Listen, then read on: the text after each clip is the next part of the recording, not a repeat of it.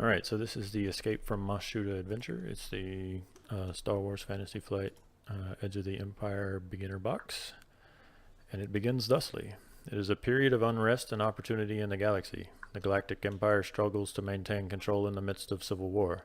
Meanwhile, scoundrels, smugglers, explorers, and experts, fringers of all types, scramble for a living on the edges of galactic civilization. It's a hard life, but these renegades have more freedom and opportunity than the citizens of the core worlds. On the desert world of Tatooine, a few such renegades have run afoul of the local crime boss, Timo the Hutt. Trapped in a tiny spaceport of Mos Shuuta, the renegades have no choice but to steal a starship and flee his forces. Fortunately, one such starship has recently docked at the landing bay, a freighter called the Kite Fang, captained by the Trandition slaver Trex. As you flee through the sun-baked streets, you duck into the local cantina to hide from your pursuers. So each of you kind of introduce your characters in turn and give us a brief, race, class, and quick snippet of your backstory, and then we will jump to the first map. Should I start? Sure, you volunteered first. Shit. Responsibility. The Excellent droid start. 41 Vex program. Oh god, I need to turn this off. Sorry. Voice modulator. The droid of 41 Vex program contained a self-improvement directive, as is only appropriate for a doctor. Just as organic doctors are commonly committed to continue education to keep their skills sharp and develop new techniques, so too is 41 Vex, dedicated to increasing its skills and mastery of medicine. Unfortunately for Vex, the droid was until recently stationed at a clinic in Mos Eisley, on a desert planet of Tatooine, with very few opportunities to improve its skills. Vex spent decades rusting away, patching up blaster burns and broken appendages to suffer in old brawls and speeder crashes. The droid despaired over being able to either access the latest surgery protocols or expand its knowledge through the learning algorithms. Over the decades, no memory wipe, Vex developed several quirks in its programming, and it concluded that the only way to improve its skills as a surgeon and doctor would be to purchase its own freedom. To do this, Vex took out a loan from a local moneylender in service to Timo the Hutt. Unfortunately, Timo's promises that the droid would be free to improve its core programming were entirely honest. Timo even offered to make several hardware and software upgrades available in the droid at the Hutt's palace in Mos Shuuta. When Vex arrived, it was promptly fitted with a restraining bolt and forced to provide medical care to Timo's guards and gladiators. Some of the promised upgrades did manifest themselves, however, and Timo updated Vex with some maintenance and repair programs. Fortunately for Vex, the Void has struck up dealings with both Timo's favorite gladiator, a Wookiee named Lothric, a hotshot young human pilot named Pash, and the closest thing Vex has to friends on Tatooine. Lothric, of course, is a frequent patient, and Vex has been called upon several times to repair Pash's ship when it gets damaged far more often than one might expect. Recently, Vetch aided Loric's attempts to escape Timo by introducing him to Pash. A Wookiee promptly removed the restraining bolt and the droid along. Is the voice modulator annoying? I haven't noticed it. Nope. Perfect. I'm not noticing any modulation. Sorry. Okay. Who's next? All right. Ejected from Imperial Flight School for stealing a shuttle for a quick flight around the planet when bored one day, Pash was eventually arrested for grifting on the streets of Aldera on the planet Alderaan. Whilst being transported to his punishment of spice mining to Kessel, doing things for the noble's daughter didn't help with his punishment, his transport was attacked by pirates and Pash was press-ganged into service. Then the pirates were defeated by an Imperial frigate. Pash was then arrested for piracy. Alderaan was blown up and things really got intense. Imperial officer Herkin freed Pash to fly starships for a Hutt named Timo, while still owing Herkin a huge favour. Flying in and out of Mos Shuuta on Tatooine, Pash eventually wrote off the Aovar, a rusty old Gotrok 720 freighter. As it was Timo the Hutt's property, Timo was very unhappy with Pash. Pash has decided to leave Timo's service by leaving Tatooine and has teamed up with others to attempt this endeavour. Despite his previous trials and tribulation, Pash considers himself lucky. He was off Alderaan when it blew up. He was rescued by pirates. then rescued by Imperials, who in turn freed him to work flying a starship. He's an excellent pilot and pretty good at a lot of other things, and has the easygoing nature of one to whom things come easily.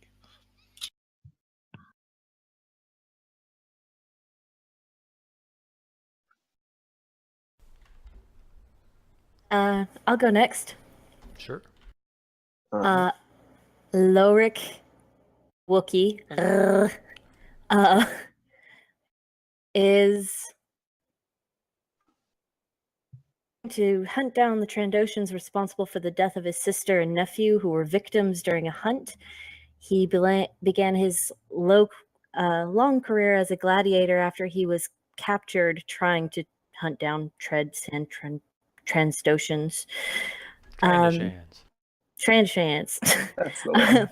There we go. I'll put on my Texas accent. This Wookiee's going to be from Texas. Oh god, no. I can't keep it up. It's bad. Okay.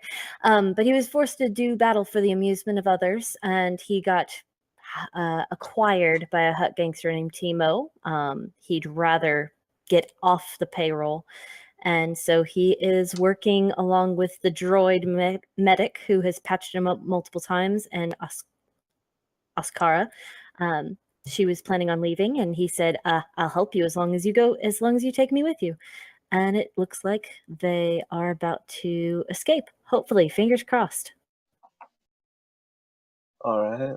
I guess Oskara, am rounding off the party as the Twi'lek bounty hunter. Logi. And you, I think, don't need to know my backstory because we're not going to be friends, okay? So I'm going to tell you what you know. I was loaned out by my corporation to Timo the Hutt on Tatooine. When things began to get kind of messy on Tatooine, Timo was paying me quite well for my bounty hunting services. However, I uncovered a plot against the Hutt, against my own gangs by the Hutt. Listen, it's messy, you don't need to know about it. The Hutt was going to seize my home gang's territory, and there would be no more guarantees of safety for myself. Oscar, that's me, I'm referring to myself in the third person because I'm reading off of the pre-gen sheet, don't judge me. Oscar decided to team up with Timo's favorite gladiator, a Wookiee named Lorik, and one of his best pilots. Is he that great? A human named Pash. Alongside her new companions, Oscara has sent a warning to her compatriots on Ryloth, and is now fleeing Timo's revenge. All right, What? cool. So that's everybody. And like I said in the opening crawl, each of you have kind of run afoul of the local crime boss. It's not a super big town. It's just a crummy little spaceport kind of teetered on the ledge of this plateau. But you've made your move to escape his clutches, and you are fleeing through the streets, and his Gamorrean guards are hot on your tails. So you see the local cantina, and you duck down and enter it. So I'm going to pull you to a new map, Alright. and you guys should have tokens on this map, and you should see things, right? Oh, Nice. It's hello. Satan! Each of you Radom. you have control of your tokens and can move around, right? Testing. Yes. About. All right, so you step down. It's a short flight of stairs that brings you into the door there on the bottom, the south side of the map, and you enter the big common room. It's much cooler in here than the sweltering heat outside. There's a Devorian bartender who pauses. He's doing the stereotypical glass cleaning with a dirty rag, and he looks up at you. And there's a few other folks in here. It's kind of midday, so it's not really happening yet, but there's a half dozen other folks sitting around tables, and a couple of them kind of turn and look at you because near half dozen people just ran in the door full speed. And then there's also a Twi'lek dancer up on stage at the far end of the room. She's dancing to recorded music. She doesn't really pay you any attention because She didn't get paid for that shit. At But least she gets paid. Hey, maybe.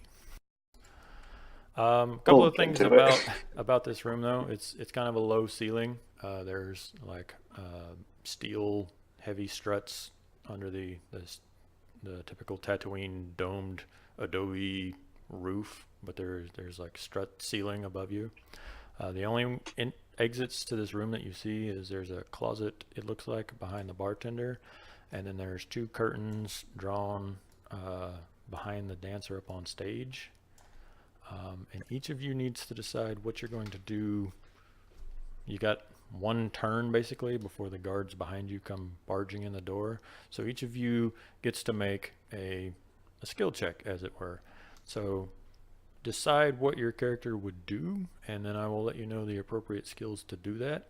Are you going to try to blend in? Are you going to try to hide? Like, what's your plan here? Question: do these tables look like they would withstand a laser shot? They wouldn't hold up to extended fire, but if it was choosing between standing out in the open and flipping a table up on end, you think that crouching down behind a table would give you a better bet? Yeah. Is there a computer terminal anywhere in here?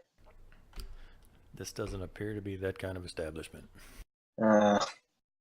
Not even in the Credits. far-flung future of Star Wars? Wait, no. That's not right. It's physical credits only. Technically, I am a computer. Yeah, but you don't count at the moment. You're wanted too. I mean, you could go mess with the jukebox or whatever. I'd like to move up by the bar guy right here and ask him what year it is currently in Star Wars canon. Yeah, Really? GM. What year is it? He asked you what the hell Star Wars canon is. I'd like to know what the year is He's done in Galactic talking to you. Standard. All right, well, I fuck off to the table. I think we might be, if we try to blend in with the crowd, we get behind one of these tables. Well, the guards do know what you look like. You've been working at Timo's for like an that's extended period of true. time. Like, you're not just Well- 4 people that escaped. Like, you've been That's very around. true. All right, Griffith, I jump over the bar table and I'm going to push the barkeep into the closet so he doesn't get shot. Are you going Wait. into the closet with him? Nah. I've got a gun. Why not? That's a perfectly good closet right there. Do you want to hide in the closet? I I've been just doing that for might. way too long. I'm now. not going to die by hiding in a closet. Oh, I don't have a pistol. I have a vibro axe. Oh. You're a Wookiee gladiator. Like, guns ain't your thing, Holmes. I still want to push the guy into the closet. It's not his fault we came in here. Oh, I'll take over the bar. Don't worry, Question: I got this. if You I do were to that. stand right here, would this be like cover? We could Is it hide like- behind the bar. Is It'd it give chest us height? some- It's chest height, so you would need to duck behind it to get anything more I would than... like to crouch. Okay, you can do that. I will stand up, take off pieces of notable garments, grab a glass, and begin pretending to yep, this is perfectly normal. I'm a working Twi'lek, don't mind me. Okay, you are going to be making a Deceit? deceit check for me. The Wookiee who's shoving the bartender into the closet, are you attempting to lock the door or anything? Or are you shoving him in there and then closing the door and that's it? I'll probably lock it. Okay, you can attempt to jam the locks with mechanics. Hey, wait. Alright. Yeah. Mechanics. All right, ready. The dice pool is set, so you're good to roll. Oh, everybody's winning at all the things. I'll What's lock it so going good it's on? locked. Droid is just crouching down. I don't think I need anything from you outright. I have a question. You could probably do a stealth. I'm a droid. Do I walk like a normal organism, or do I have that janky That C-3PO stupid walk? ass C-3PO walk. Can I please upgrade my servos to Yeah, not we're do gonna, that? We're gonna not have you muddling around like that. You're a real boy. Yay! I'm a real boy. All right, Pash, There what ain't do you no got for strings us? on me. Okay, Pash is taking a cover in the booth he's positioned himself in. He's got his pistol ready and he's waving the other patrons to take cover with obvious hand signals. If they don't understand, that's their problem. You I could have give my me, gun at the ready. Pash could give me a coerce check, and 41 Vex could give me a stealth check. Where I'm not used to. Where would that be? Character sheet, and then You- So I if you're pulling off the PDF, you could just go, well, my stealth is 2 greens, and bump your greens up 2. I'm trying to avoid the PDF like the plague. Cool. So, where is it on At the the roll 20? At the top, there's the character sheet. You scroll down a little bit, and it says character info and skills. Click on skills. That. Oh, and how do I roll? Oh, there's a little button on the side. That's Fancy. effective. Coercion rolled. Pash is coercive as fuck. I got an advantage. No. Yeah, I got an advantage. You got an advantage, But no hit? but no success. So what that could possibly mean is that you aren't necessarily in cover, but you can give yourself an advantage for the next roll. Right. Ah, nice. So Do advantages stack up? Like if I get a whole bunch of advantages throughout the combat, I can like spend them all at once? No, Not really, no. you get one at a time. Well, you Yeah. You can give them to other people and stuff, and we'll go over that as like actual turn order starts. But you can't just like Okay, never stockpile mind. and go, I got 1 the first turn, 2 the second, and 6 the third, and just like end up with, well, I got 19 advantages, so I crit on this attack. No. Another Although, reason I ask, because like some of my skills require 4 advantage to use. Well, So I'm like, do I have to roll 4 advantage the turn before? you see how Pash just like got a success and 4 advantages? Jesus. If he Yeah. if he had done that on like a blaster attack, then if his blaster had the, if you get 4 advantages, you do X, a crit or whatever would come into play. Ah, Right. that makes sense. Makes sense. speaking of advantages, though, can I use my advantage to establish in the canon that there is a green female Twi'lek who works bar here some nights? Sure. All right, I've got my cover story. There you go. I don't know what you're all planning, but All right. I don't know many Twi'lek dancers or barkeeps carry guns all over them. everybody does. This is Maybe the Tangerine. audience is into that. Maybe they're into like Gun some dance. fucked Okay. up sadomasochism where you shoot yourself with stun rounds. in Tatooine, everyone's carrying. This is like East Texas. Are you kidding We me? have a Texas Wookiee. Everyone has a gun. You can actually legally have a gun and a sword now, so yeah, why not? Okay, I'm trying anyway, to my set coercion was a success and 4 advantage, so whatever that means to the patrons. Maybe they fight on our side. I don't know. You were asking them to take cover and stuff, right? Yeah. So they're gonna take cover and stuff. All right, so you all guys come barging in here. First thing that happens is a Wookiee like skiffs over the counter and grabs the Devorian by the throat and like shoves him in a closet and jams the lock. The Twi'lek like skiffs over the counter, down dresses the armor or headgear or whatever to like play up barkeep, and grabs This the is my mug. bar now. Yeah, Look at me. grabs the cup Look and at me, rag I am and, the and barkeep starts now. looking extremely bored.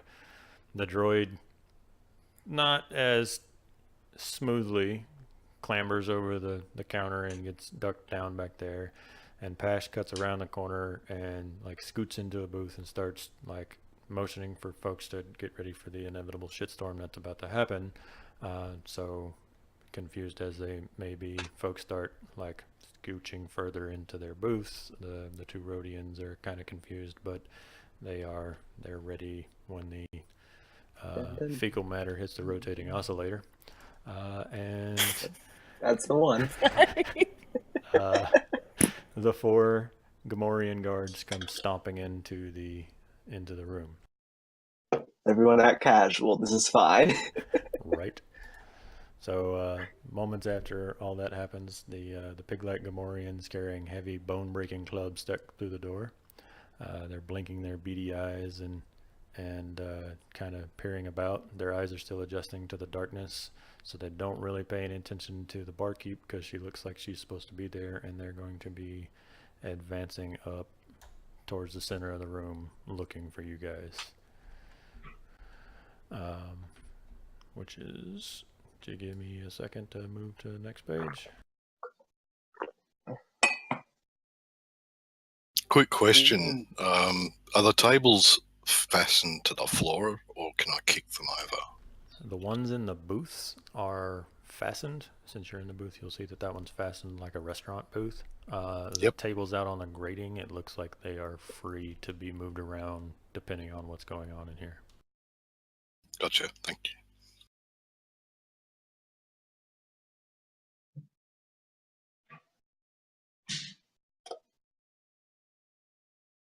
This is fine. This is fine. fine. This is fine. Everything is Everything's fine. Just drink and ignore them. All right. So initiative in this game is a little bit different than it is in D&D and other D20 systems. For the first fight, though, the starter set just has it go 3 PCs, and then the bad guys, and then the 4th PC. On the next fight, it will break down how rolling with cool and vigilance and stuff works. So I just need, right now though, I need y'all to decide who's going before the bad guys and who's the lucky winner to go after the bad guy. I'm a medic droid. I go last. Hey, I figured that. We don't. This doesn't have to be a fight. Come on, guys. It doesn't have to be, but as actions are. Just chill, everybody. Just chill for a hot second. It's gonna be a fight. I mean, if y'all aren't gonna fight, then I'll fight. Why did we bring the Wookiee? I want Lauric to jump up and over while they're still blinking and try to get the advantage if he can. So this went from it doesn't have to be a fight to it's going to be a fight before they walk in the door. I swear to. All right. This is why I don't work with Wookiees. These guys have been using cow prongs on me. I'm going to take them down. Let the Wookiee win. Yes, let the Wookiee win. That'll make it easier for... Well, not for you, but I'll have a much better time. Let the Wookiee win. All right. So the Wookiee's asking to go first. Who wants to go second and then third? I'll back the Wookiee up by coming around the corner out of cover to take a shot at the nearest guard. And I'll go third because I need to take a drink to deal with all your bullshit before I can fight. Oh, you know what you could do? You could get on the comms and make the music really, really loud. Try to mess with their senses. Sure. That's a legitimate strategy in this game. Yeah. Or I can mess with their senses by shooting them in the head a lot. That works too. I'll think about it. You guys go, though. All right, so it's going to be Loric's turn. On your turn, each character can perform a single action and a single maneuver.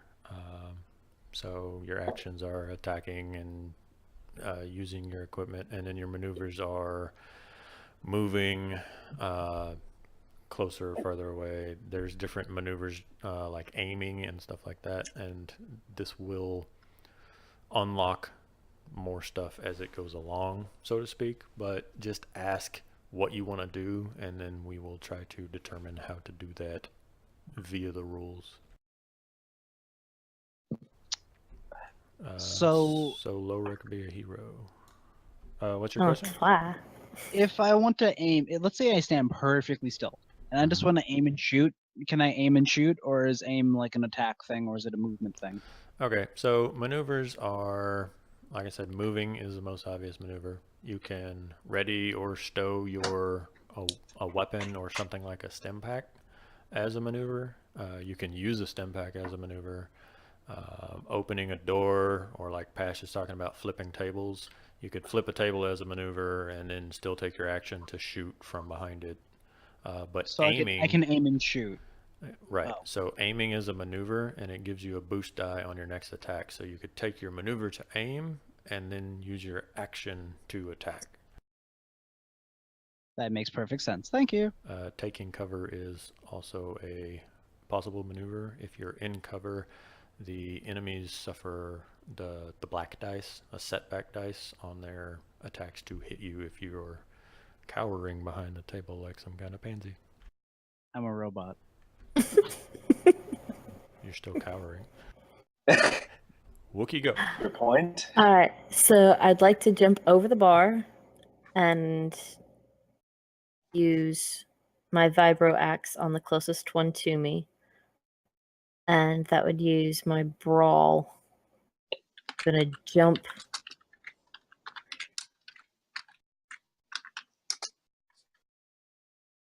Roll for it.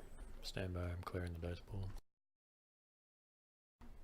Actually, you're doing a melee attack, so it's gonna be 1 purple, so you're good.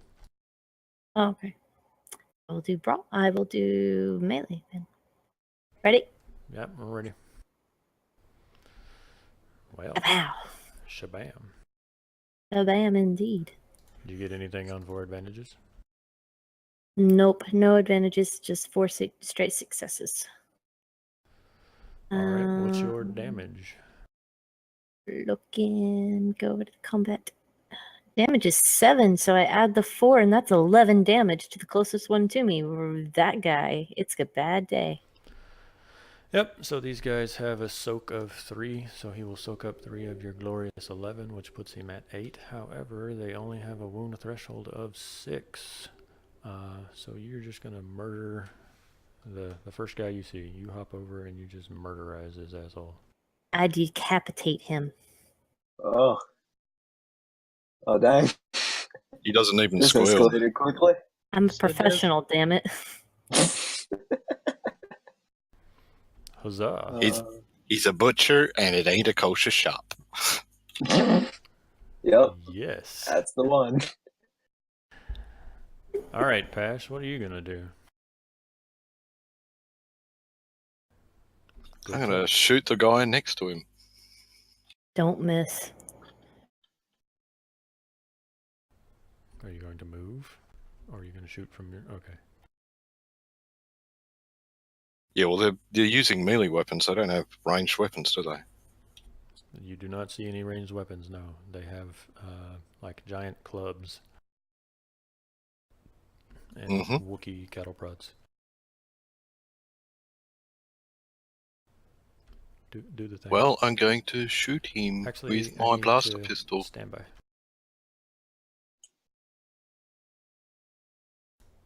Okay, now it's ready. I keep forgetting that I have to do things now instead of just like handing players dice and saying, "Hey, This game has rules. Well, like, you know, when you're playing around the table, everyone has their own dice, and you're like, "Yeah, man, you're shooting Yeah. from medium range, so roll 2 purple," instead of like Don't mind waiting me, on that's me just- to go. Don't mind me. That's just one of my bits. Mhm. I say it, I think, at least once every game I play on Discord. What? This game has This rules. game has rules? Question mark, exclamation point.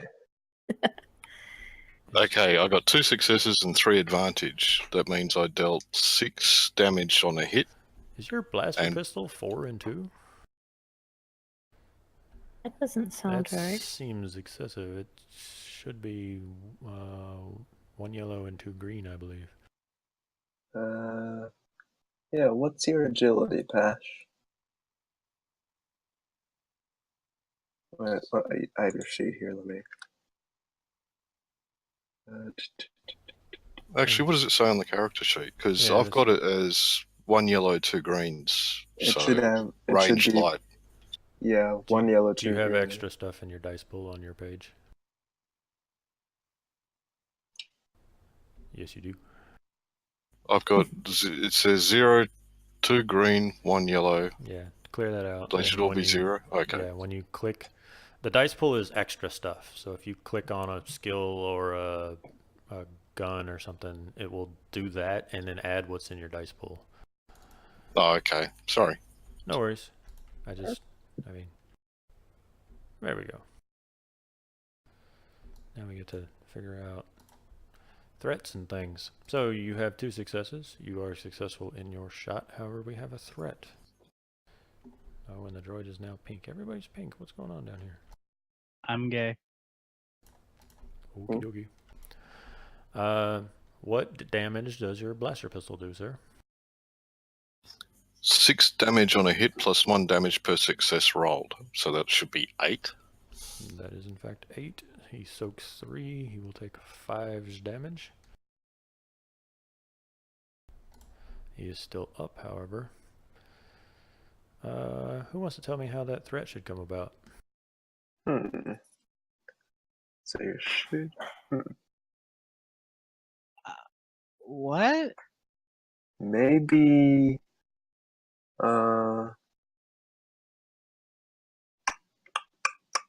He gets really angry and like. Maybe whenever you spun out from the table to shoot, you like stepped wrong and you hurt your ankle a little bit, so you get a strain. Ooh. Or as That sucks. as you're stepping up from the table, you like your foot gets caught and you like fall prone or something. Yeah, I don't take any damage. I just fall prone. Well, So Yeah. I'm like, the hit came from after I fell down. You shot, but 'Cause you it's a didn't see there was stairs there, so... I was busy looking at the target. Yeah, that's it.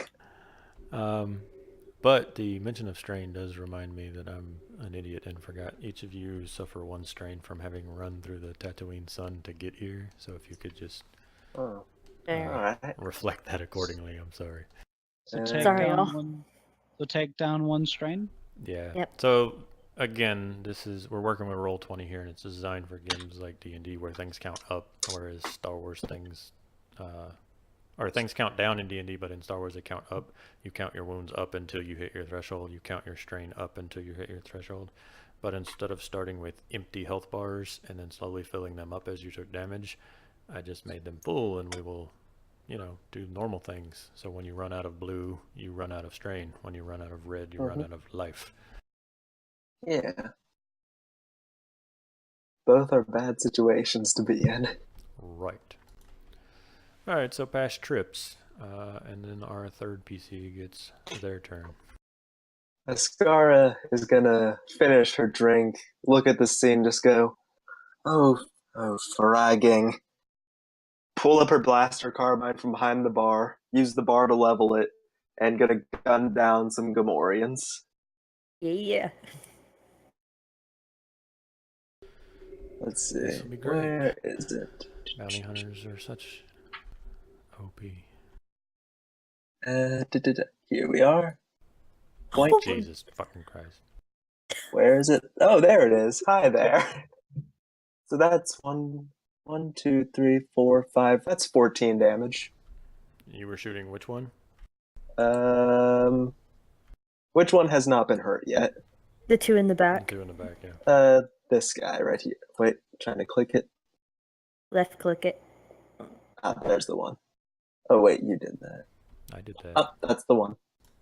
Do you have like the measurement tool or something else selected? There you go.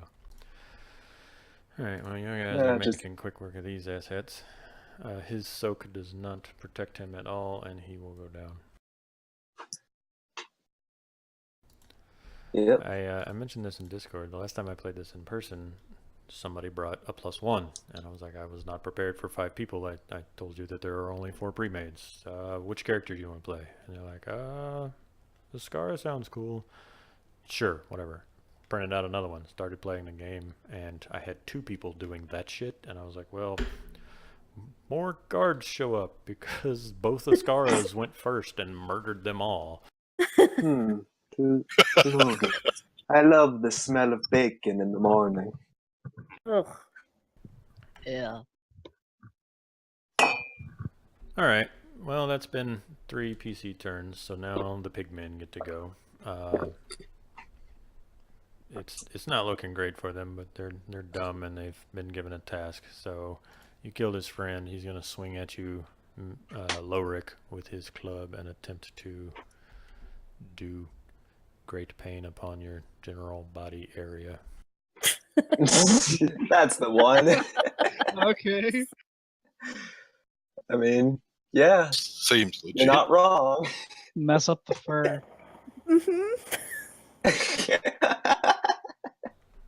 Oh, hey, he does the hitting thing. He did it. Man did me. He got me. He's gonna attack you for 5 damage.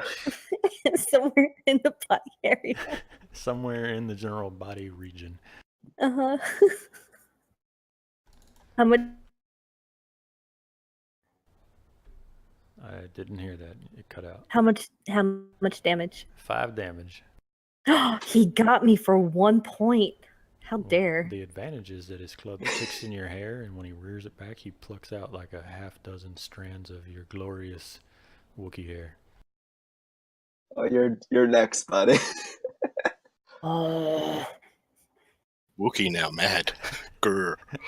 This guy's going to advance, but since he has melee weapons and cannot quite reach Pash and can't jump the counter to attack the asshat with the carbine and is unaware that the droid even exists, he's also going to swing at the Wookiee.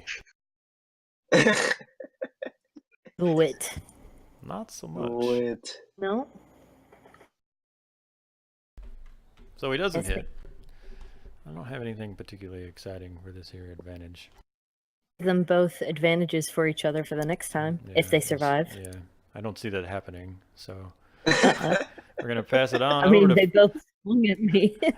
Just Right. a quick question with advantages. I made all those advantages before with getting the guys to get behind cover. What does that do? Nothing? Oh, yeah, I totally forgot about that. Oh, Uh, I'll use my advantage to heal that point of strain.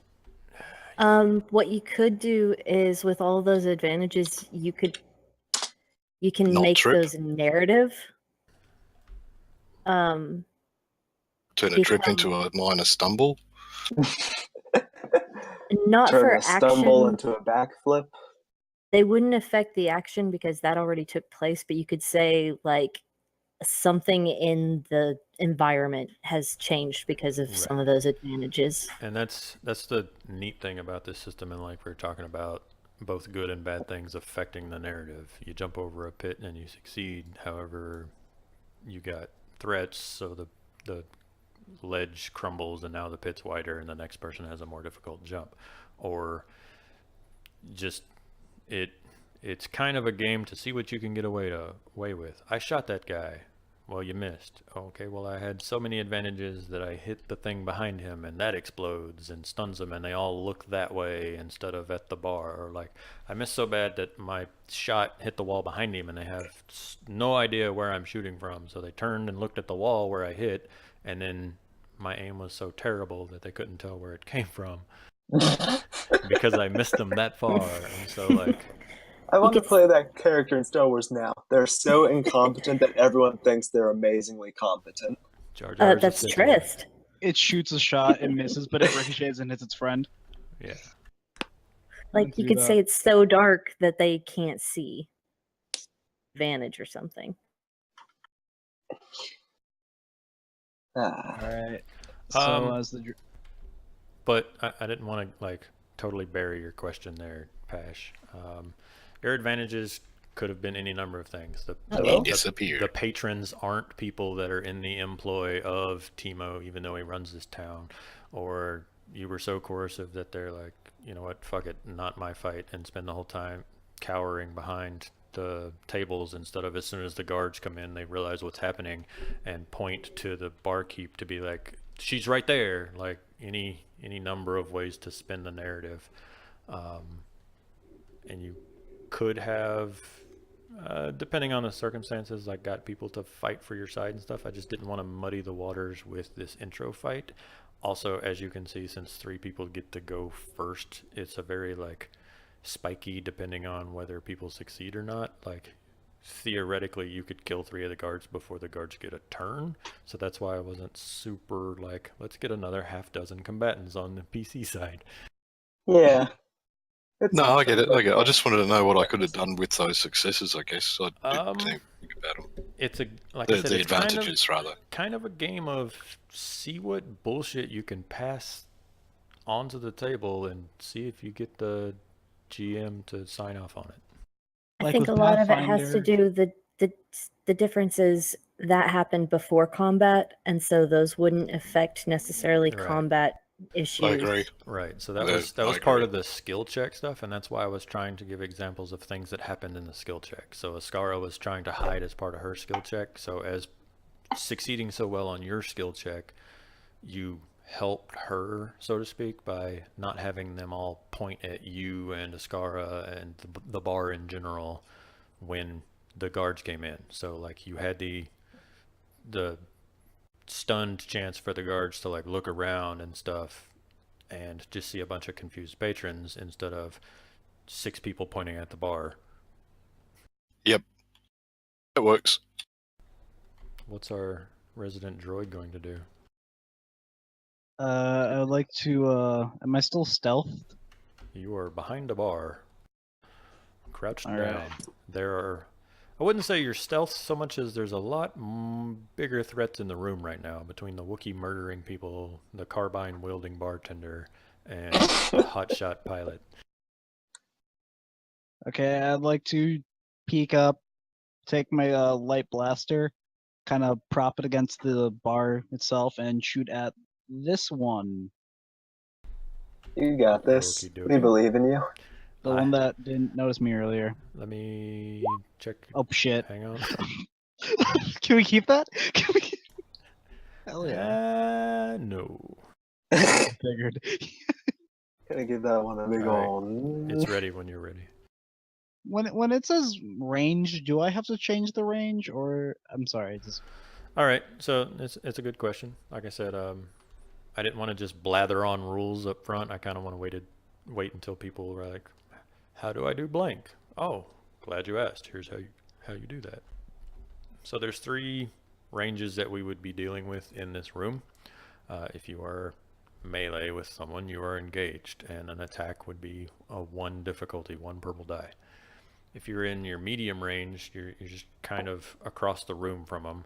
It would be 2 purple die. And then long range, if you were on the stage and shooting at somebody in the doorway, that would be long range. And then you have a range beyond that, which this building is not big enough to handle, but like out in the streets, think, 100 yards plus extreme Yeah. range. so for this short. Yeah, short range. All right, I'll roll again then. It'll be exciting. Woo. Woo. You successfully hit the guy. And I get a threat. Oh, 5 damage. 5 damage. He will soak 3 of that. And I got a threat, so I strained my muscles. Mm. Oh fuck, I'm a droid. It's You fine. strained your circuits. They are now aware of you. Okay. We'll make it simple. Like, it's cool. We don't have to come up with the most craziest stuff every threat. No, I just forgot I was a droid. Just for that like millisecond.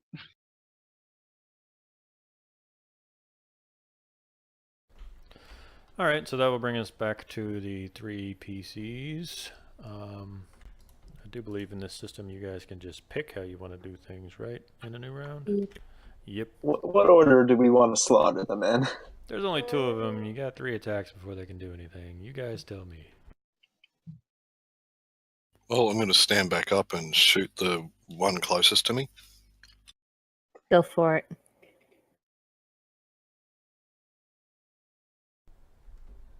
The dice pool is set.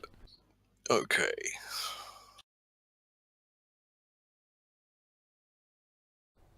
Failures.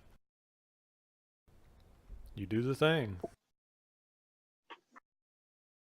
So that's 6 plus 1 damage per success. So that's 7 points of damage. He did. With advantage. Okay. Lorik looks advantage- over at you. The other one gets hit by the falling club from the dying one. Can that be used? No. You could pass off your advantage to somebody else, I believe, and give them a boost on their attack. Does that sound juicy?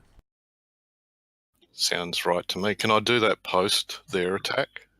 Or do I have to do it before? Do I have to declare it beforehand?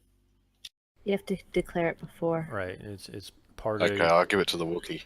Yeah. So it would be part of your turn is I use my success to hit the guy. I use my advantage to pass it to name character now, not just I pass it to somebody who wants it. So I pass it to the Wookiee. Let the Wookiee win.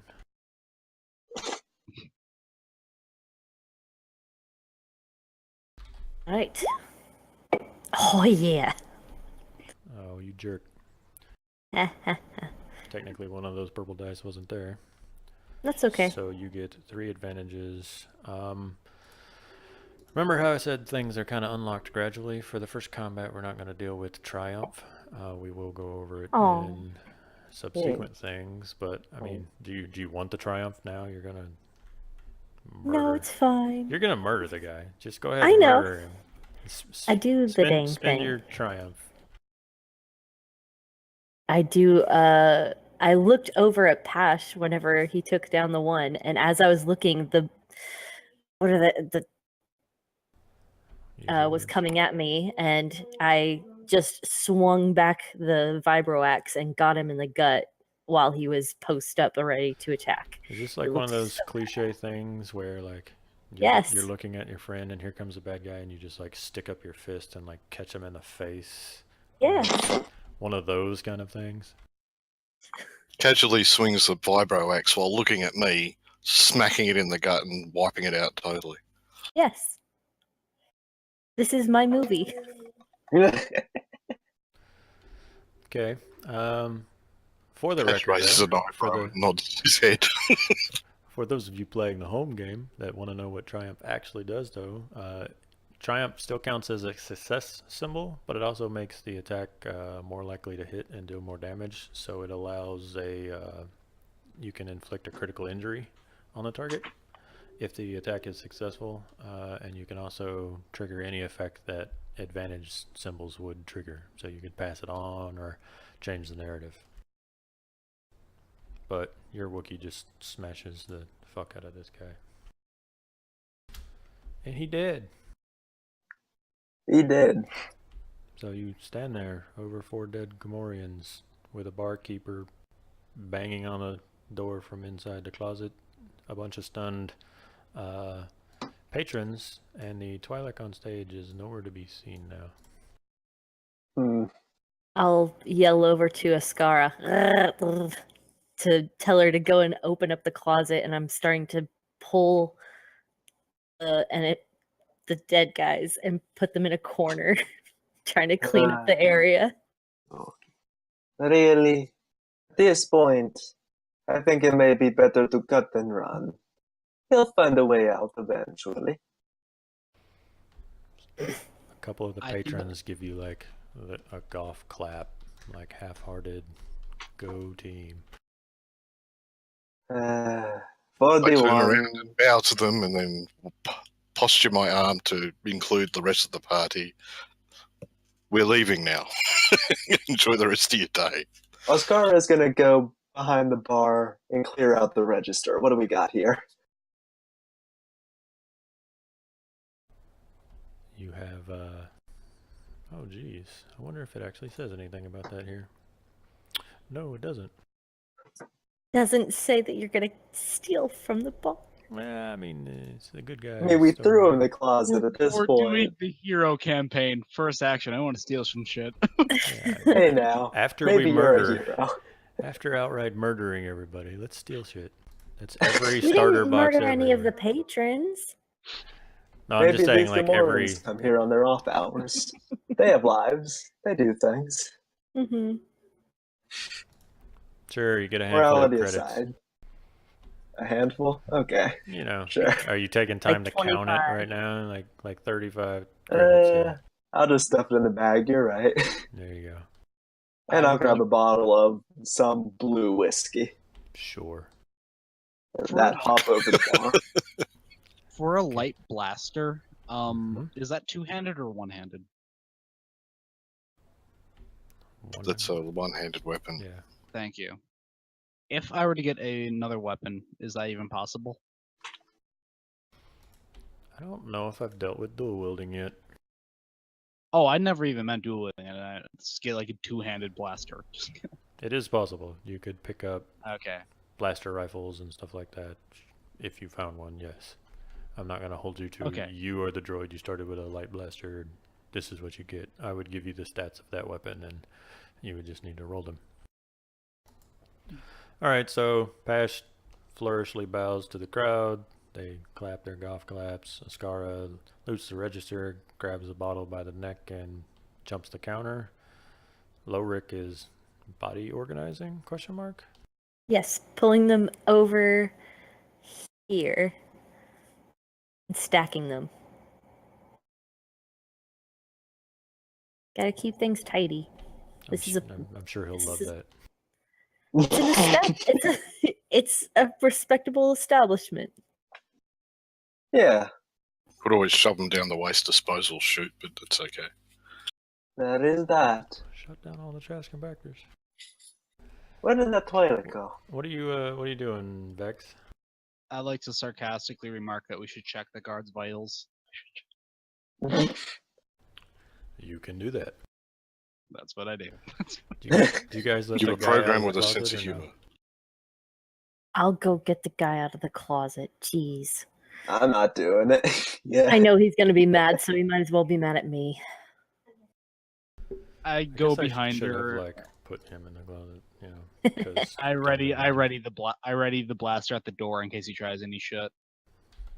All right, so the door slides open and he gets ready to start like, you know, going off on you when he sees that it's the Wookiee again and that backup is standing casually. And so he's got his hands raised because he was beating on the door when all of a sudden it slides open, and so like he almost makes contact with Wookiee chest and like stops himself and starts to say something and then realizes what the hell's happening. And so he kind of puts his hands up in the like, I surrender, don't hurt me kind of fashion. Do y'all say anything?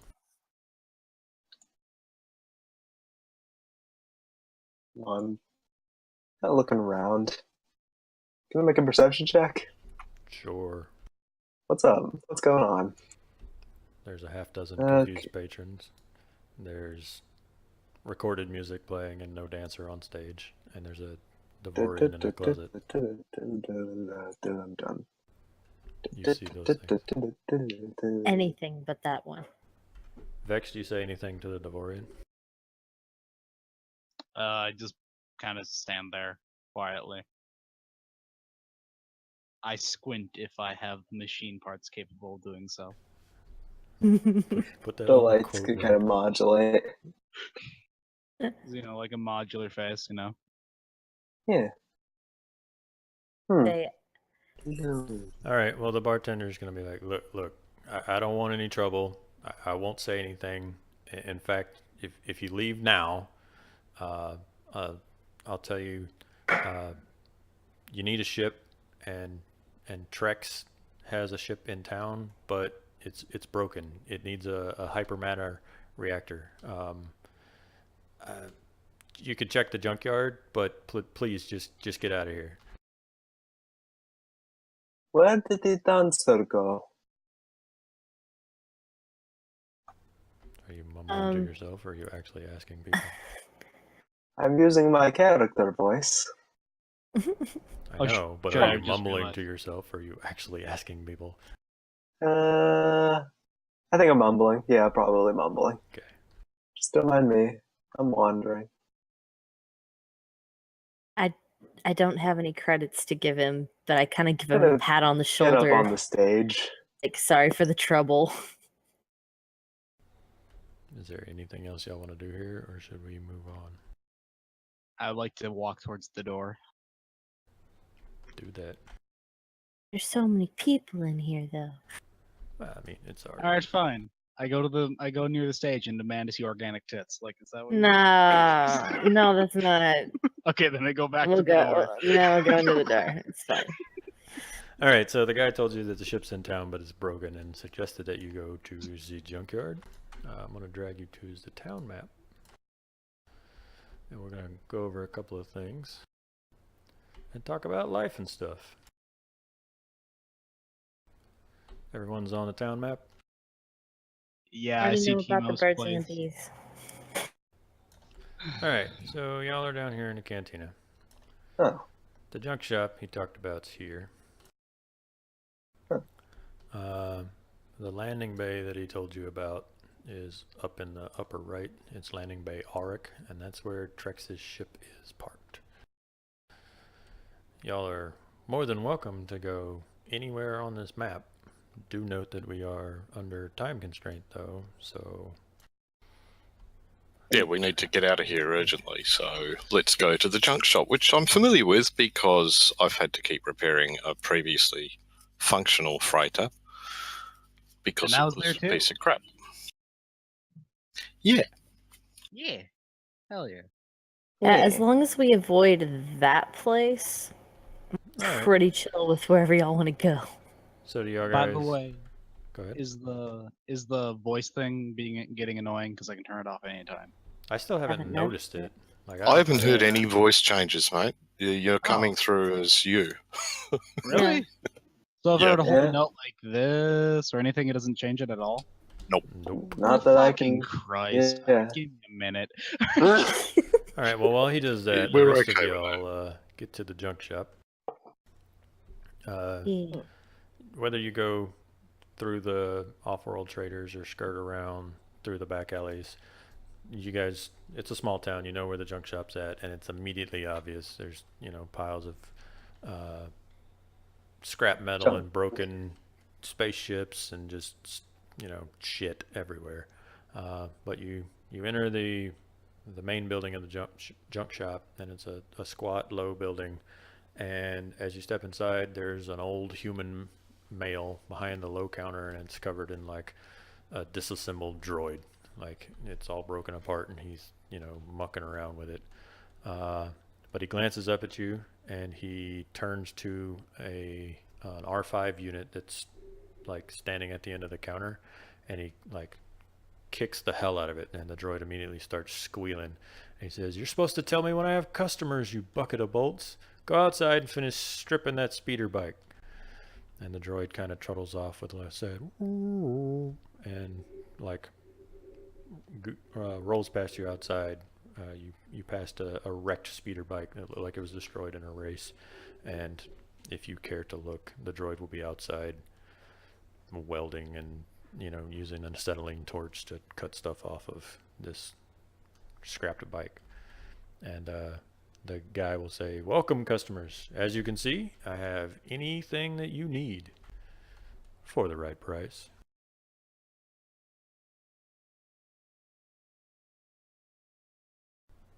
Talking to myself. Oh, nice. What do we all need? Well, you heard that there is a ship in town. However, it's currently in need of repair, and it needs to have its hypermatter ignition igniter replaced. Let's do that. Imagine we don't have enough credits for that. I don't Let's know. mug the man. Fucking roleplay. Woo! Bug the man. Negotiate, my man. Is it working, by the way?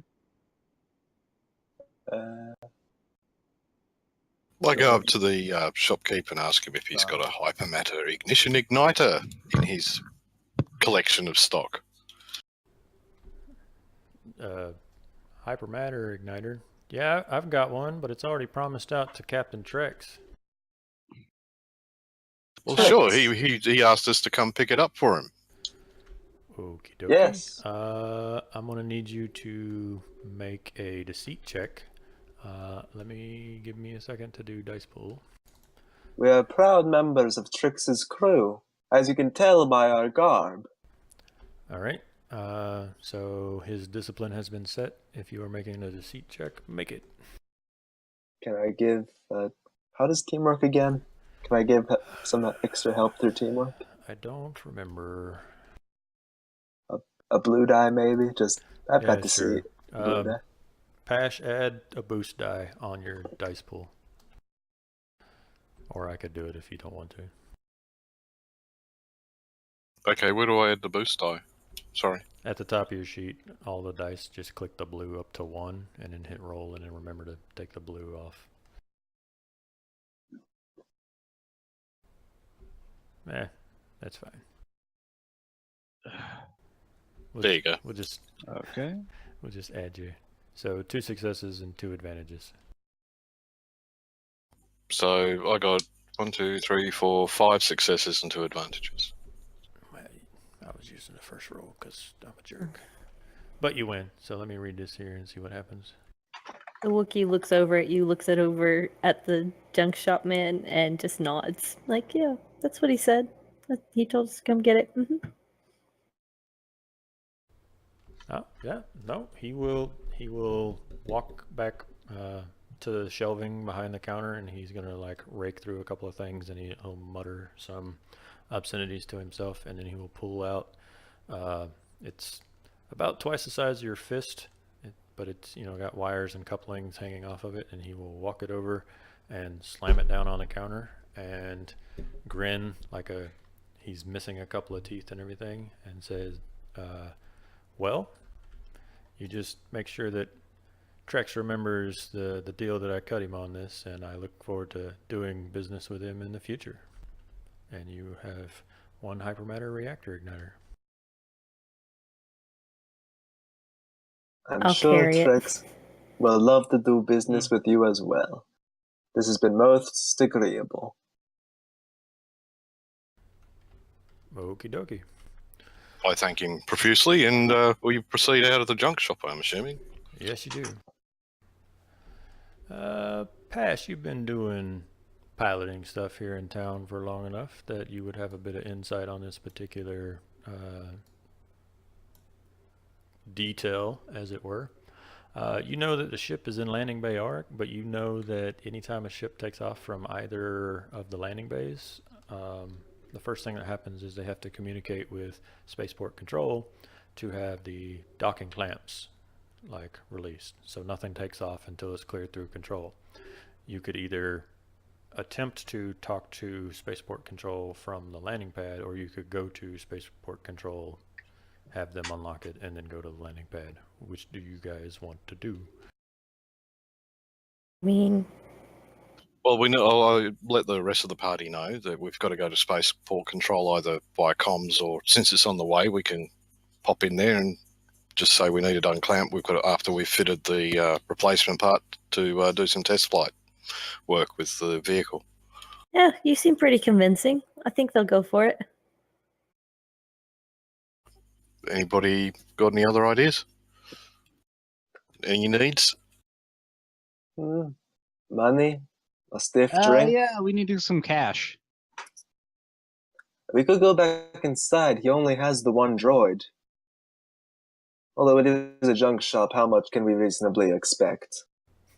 Loot all the things. You want some cash? Yeah, we need some sort of money. Do we want to go back inside? Are you guys having this conversation right outside the front door? I just start walking up to the Spaceport Control, just shaking my head, going, "What? No, just no. We're going to get out of here now." I mean, Okay. We're gonna get a Beggars ship. can't be I mean, choosers. once we get to the next spaceport, we can sell it and make some money off of that. Or carry cargo or whatever. Just Oh, I yeah, mean, yeah. I mean, we can go into business. I wasn't sure how long you wanted this whole thing we had going on to last.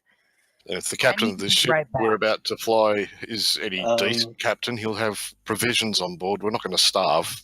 So, yeah. Alright, sure. Sounds good enough. Spaceport Control? We're missing someone, Raymond. We did in fact lose our droid. Wonder if his voice modulator is getting modulatory.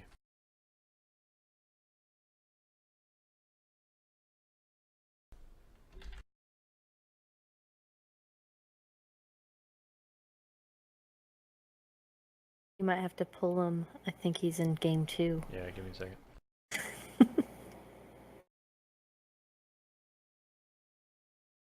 My Discord crashed. Yeah, I was moving tokens, so I didn't jump into Discord to pull you into the channel. Nah, it's fine. Whoosh! New map. Oh, I'm currently trying to figure out how to get this stupid voice thing on. I was just talking on Reddit about voice modulators earlier today to try and figure some stuff out, but meh. Worth a shot. So the map doesn't go far enough down that I can put y'all any further away than like 10 feet from the droids.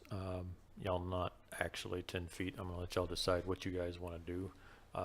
As you approach the building, it's clear from some distance that the spaceport control facility has 2 security droids standing outside on the steps on the front door. So do you guys want to walk up to the front door? Are you looking? Yeah, sure. Out of character question, obviously. Do I have ID on me that they're familiar with, or that I use to enter spaceport control from past flying, or what? I'm gonna roll some stuff behind the screen and see what we get here.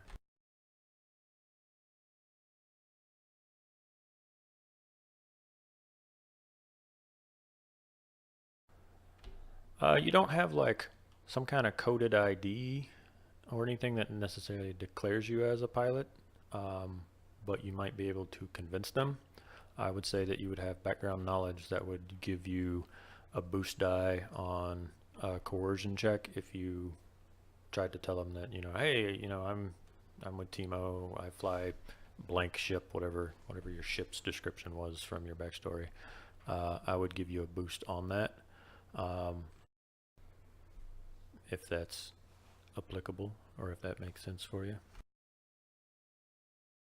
Yep, I walk up to the nearest security droid and just tell them that I need to follow a flight plan and that I do fly starships. So they, just ask them to remember me from the many times I've been through here before. Sure. All right. So you're not lying. You're straight up coercing them.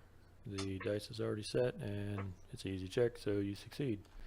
So the droid will kind of, just give a nod of the head, and in you go if you so wish. all right. Do we have everyone here, though? Yeah, sorry. I do believe so. Okay. So I this... think I'll stay in that little foyer area.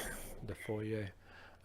So this building, like I said, the whole town is built on this kind of like a plateau, a bluff, and spaceport control is like right on the edge of the cliff. So the building itself is on flat ground, but it extends out a little bit over the cliff and has like struts bracing into the cliff itself below.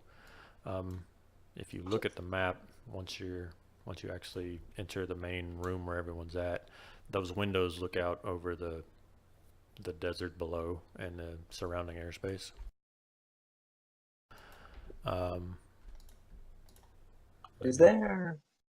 What are the doors like behind us?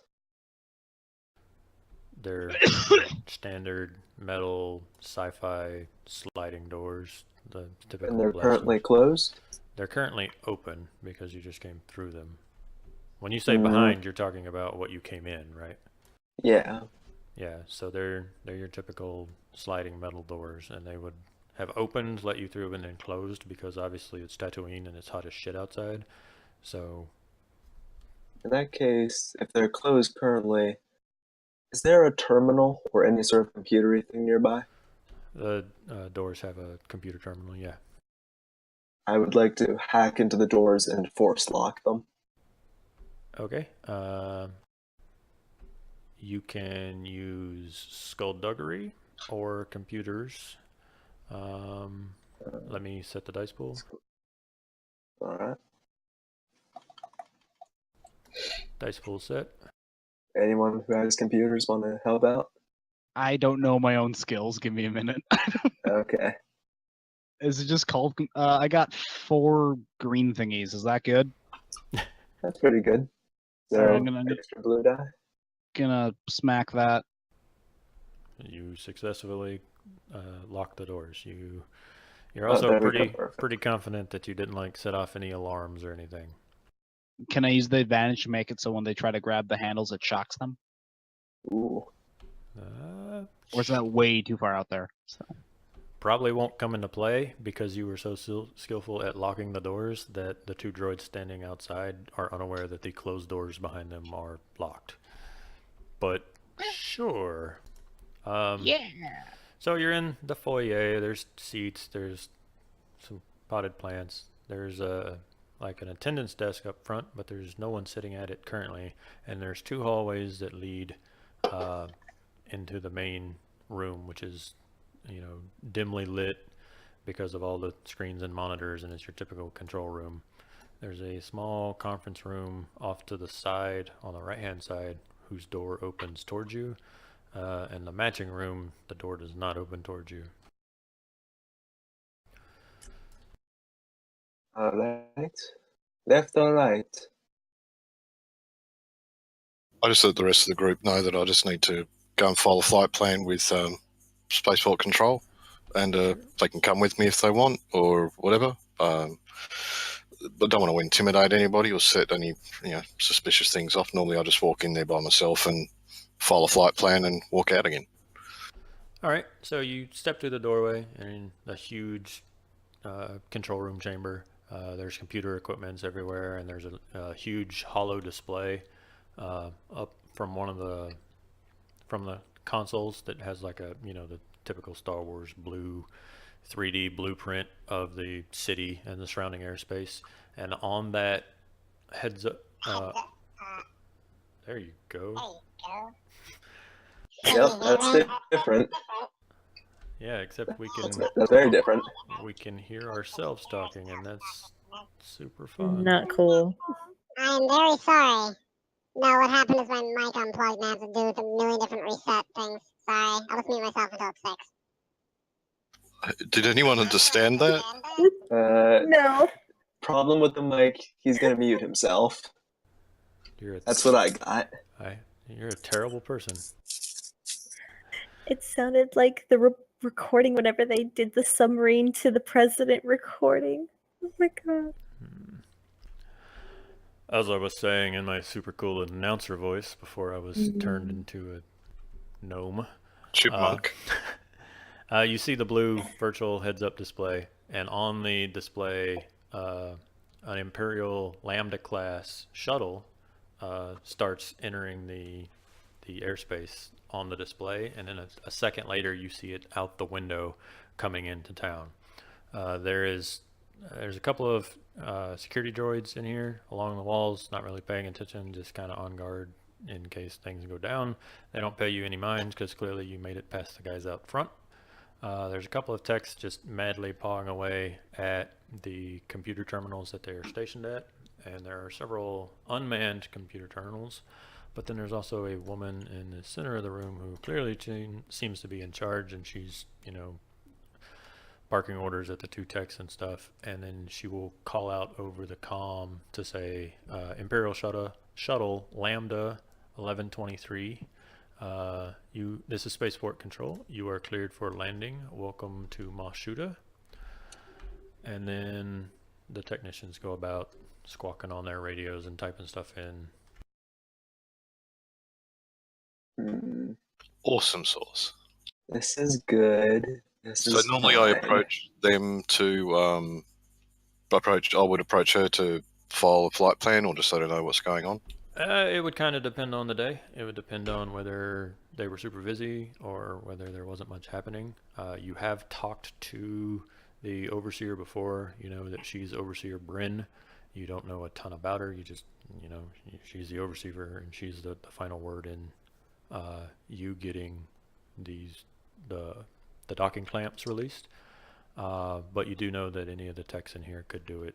Any of the terminals in here are capable of controlling either spaceport.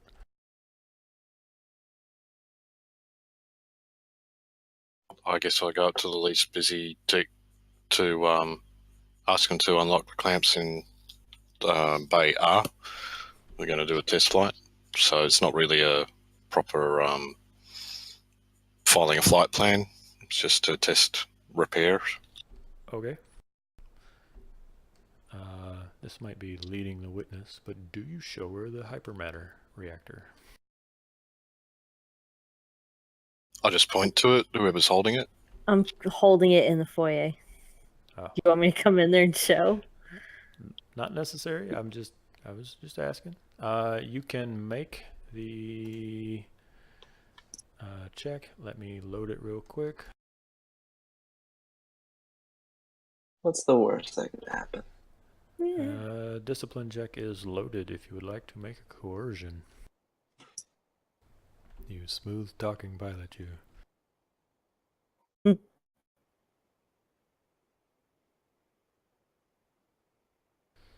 Oh. Oh no. Oh. Okay, that's a success, though. Yeah. That's Let's think on the success. positive side. Good job. All right, so I'm going to spin this as the woman at the console does in fact unlock the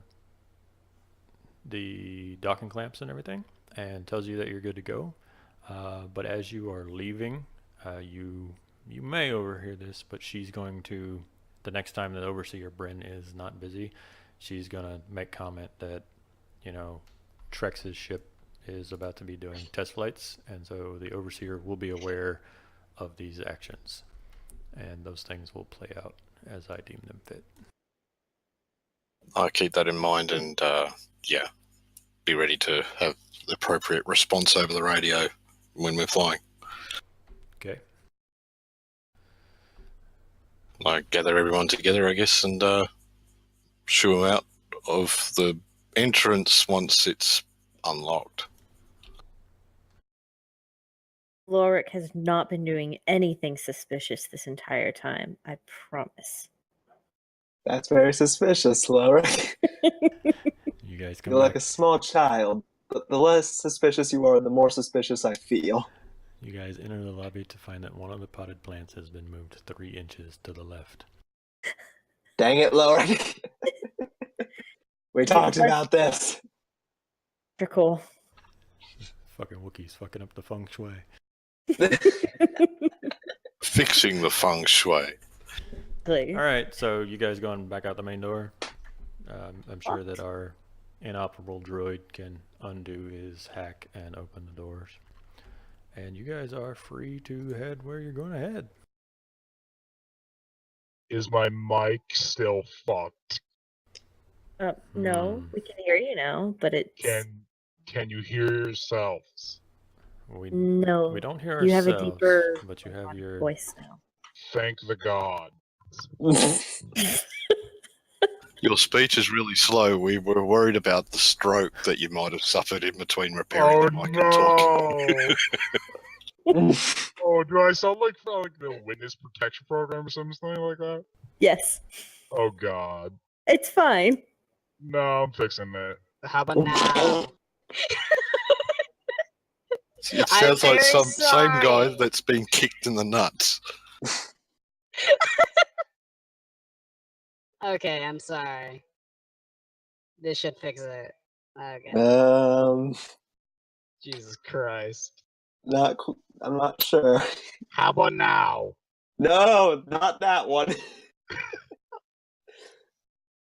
Definitely not that one. That'd be a good Anyway, voice. we're making our way to the spaceport unless anybody else wishes to go somewhere else. I'm absolutely sorry. Alright, you will be making your way to your spaceport. However, at this point, we're going to have a 5-minute break real quick. But also note that you've been heroes and you've done stuff and you've passed enough super fun challenges that you will be awarded 10 XPs. Ooh, Where do we add that? You'll need to note on your character sheet. Where's the XP? It's under character info, character, total XP and available XP. I'm blind. Is it under stats? Oh, here's the info. I'm an idiot.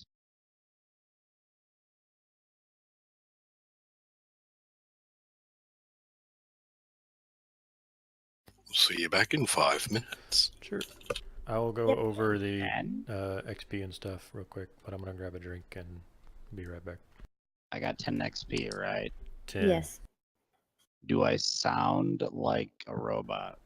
You sound Yeah, you sound like a robot. robot-ish, but it's Yeah. Is it kind okay? of depressing.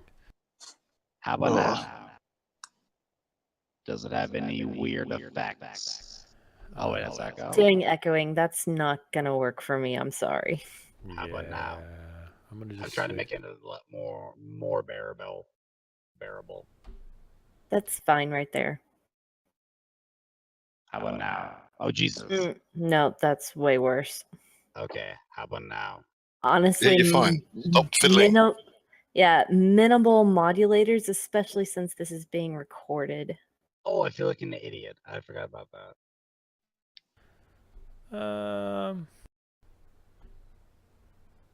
Yeah. We're also gonna build the Destiny pool, and we'll talk about that when I get back. It'll be Yay! exciting.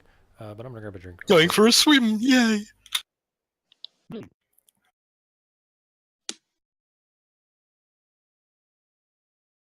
All right, so I fixed it.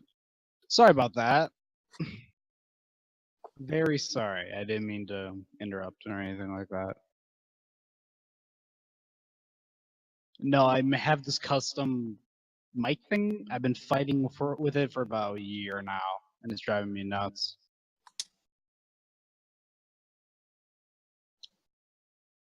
So, how's everyone's day going? Pretty Oh. good. All right. Yeah, my mic comes with custom software, and I had to reimagine it so it wasn't losing its mind. You know what I mean? Yeah. And I figured it'd be kind of cute, but if it's bugging you guys, I'm not gonna do it. Was it though? I'm just curious. No, it seemed pretty fine for the most part. For me, at least. Okay. I'm gonna ask that a lot if you guys are okay with some stuff, because I don't want to. You don't want to impose your will on people. You know what I mean? Yeah. It'd be a dick move. Yeah, because I have to put in custom script to make it sound like this. Yeah, and it's very. Oh Jesus. Yeah. Bro, Oh my god. please stop. Please stop.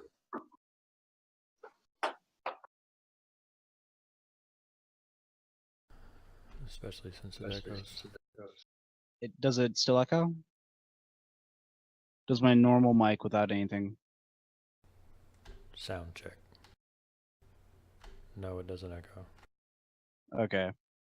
My mic comes with custom software that I need to fidget with a lot, and I'm trying to make it so I don't have to destroy it. You understand where I'm coming from, right? Like, if you don't want it, I'm not going to use it, but I just... Yeah, no, I understand. And like I said earlier today, I was looking at voice modulation stuff, but it was one of the things that I want to make sure it works before I... Yeah. Yeah. Because what it was is that I'm currently changing it, and I had to make my own custom code for it, and I'm like, hey, if I can use it and making that sound grating, I'm going to do it. But if it's grating, I'm just going to turn it off. Just imagine it.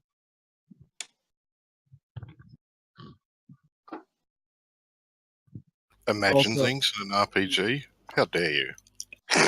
How dare. I don't know. It's just I figured, hey, I'm gonna be a droid. I can like set this to that and make it sound like a robot. You know, but it goes way overboard and there's no middle ground, so it can get grating on that. So, anyways, how's everyone's day been today? If you don't mind me asking. Super exciting. Pretty good. Life Fine. sucks and then you die.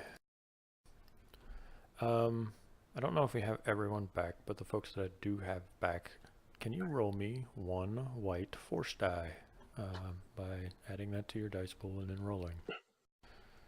It is the white die right in the middle. Okay. Let's. Oh, what was That was weird. So the white die. white? Did I just no? This is Shuuta. It's right in the center of all your dices. Do I Did have to that go? go? To Hey, that's a never mind. dark side. You said in the dead center, right? So if I Right. pop it up and then go like that, That worked. I also It's got a dark side. Yeah, the one directly under the dice pool. Yeah. So is dark side bad or good? Well, it's the dark side, so We're on a good campaign, so that means we can't use this at all. no, the GM gets to use this whenever he wants. Yay! But on the bright side, using the dark side gives us light side points. And to balance that, using the light side gives the GM dark side points. Yeah. As noted, each of y'all gained 10 XP. If you want to spend it now, you can. That's for right. instance, 41 Vex, you'll see that it recommends some upgrades for you. Your negotiation skill could be increased for 5, and your grit could be increased for 5, which would run your whole 10, or you could do like spend all 10 on your range light to bump your gun up to a yellow and a green instead of 2 greens. And each character can choose to spend or not spend or save or what, but please do that now if you wish. Never. So what is That- my talent? What's The talent question? tree? Yes, grit. Oh, yeah. What's grit? You It gain the actually, grit talent. Put a mark in the circle next to the XP cost, and you get 1 extra strain. yeah. So if you scroll to the next page where it has the like boxes with the light bars between them, grit, gain +1 strain threshold. Toughened and grit.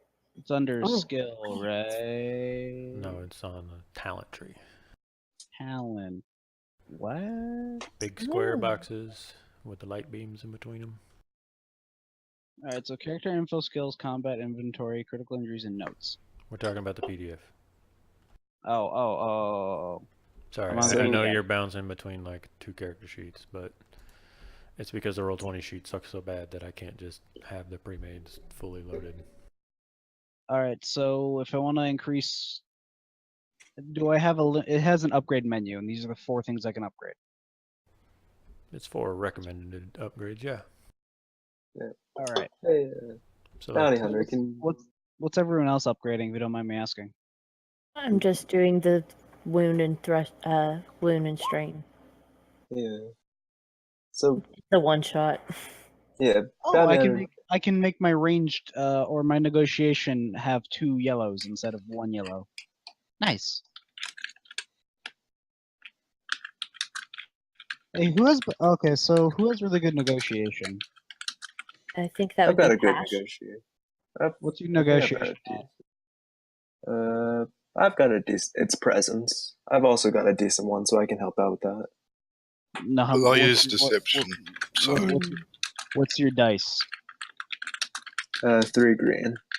3 green. Okay, so do you want to be the negotiator guy, and I'll just be the healer dude? Sure. All right. I'll focus mostly on ranged and healing, I guess. How do you know what costs 10 and how do you know what costs 5 for everything? see how it has the... We could get into character building and character advancement stuff from the actual like rulebook at the end if you wanted. Since this is just the beginning thing, it just has some suggestions that are in line with the character and then lays out how much they cost. Right. But it depends on what your actual question is.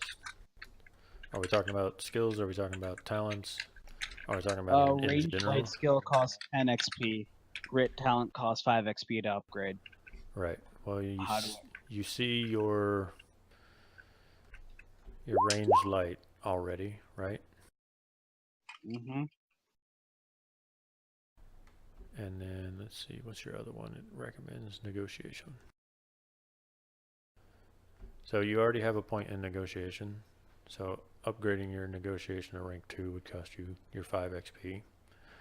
Your range light is currently 0, and upgrading that combat skill would cost you 10 to bump it up from 0 to 1. And so the way that works is it converts one of the green dice to a yellow dice. No, I get that. I mean, why does the combat one cost 10 and the other one cost 5?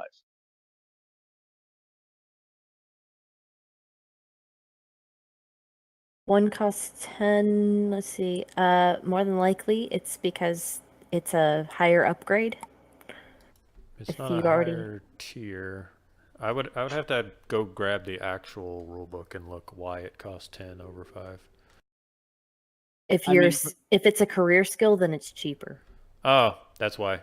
The droid Okay, there. the droid's good at negotiation, but he's not good at shooting. So you're taking gunnery would be specking out of your career and is more expensive. Whereas since you're a colonist droid, healing, negotiation, those sorts of things are in line with your career and are thus cheaper for you. Gotcha. Cool. Yeah. So like coercion and charm would probably be in line for you. I'd have to go look at what the colonist actually gets, but like skullduggery, probably not your jam. I get it now. I get it. All right, and one last quick question. It says on the PDF, surgeon talent. You get the surgeon talent for 5 XP. Where do I find that on the Roll20 thingy? Is that under like skills and notes, info, what? Surgeon is one of the talent tree items, and it will be. Let me go over here. Critical injuries, talents. Okay. Companion sheet, companion info.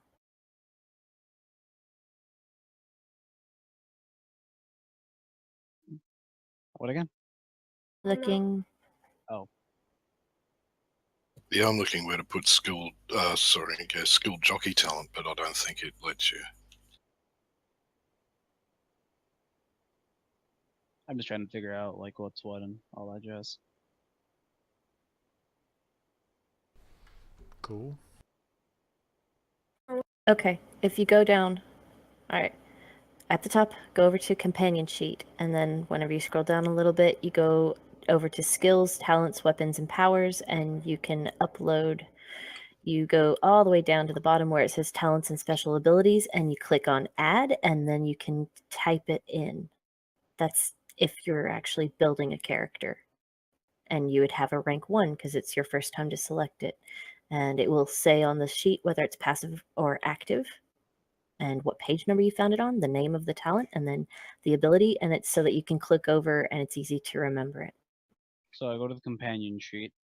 I scroll down to. Skills, talents, weapons, and powers. All right. Like, it's just easier as this is a one-shot to just click over to the PDF and be like, oh yeah, I'm going to use my surgeon talent. Okay, I just wanted to. All right. Yeah. Great. Roll20, that's where you would enter in the info. All right, so you'd have to add it. Yeah. Words. Okay, thank you. That's all I need to know. No problem.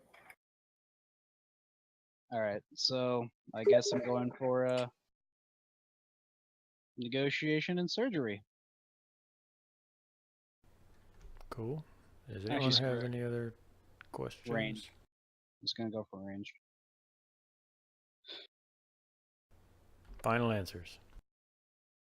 I don't have to follow the character sheeted No, system, do I? No, you can That in do the what you PDF? want. I'm just thinking mechanics, that's all. Okay. Yeah. I just grabbed the quick draw and point blank talents, so I'm even better in a fight. That's what I'm up to.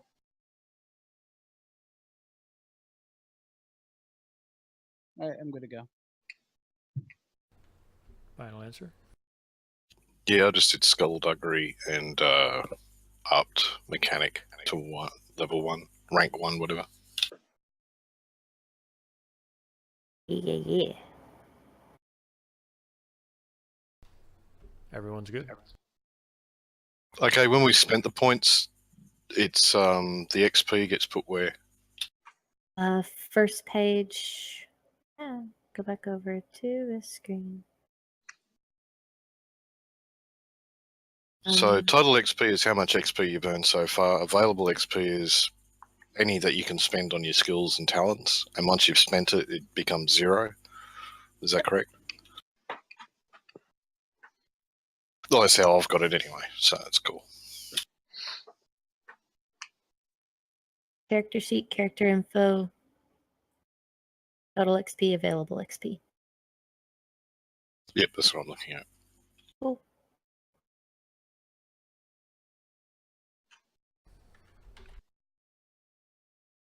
So, gentle beings, are we heading to the landing bay? Oh my. Well, I suppose so, aren't we? The sooner we're off this rock, the better for all of us. Can't wait until there's not any sand in my fur anymore. I hate sand. It's coarse, rough, gets everywhere. Don't you get started on sand again. No one wants to hear it. Between your toes. I need a I drink. just lead the way while they're bickering amongst themselves about There's sand. sand in my liquor. Dear Sand. Ringus. I try and stop laughing. Liquor. Do you have a problem? Takes a swig. I'm still gonna drink it because it's good liquor, but there's sand in it. Who buys liquor with sand in it? You stole it, dude.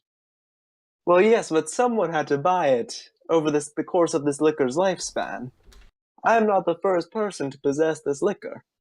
And unless everyone has been stealing this liquor since it has been bottled, someone paid good credits to have sand in their liquor.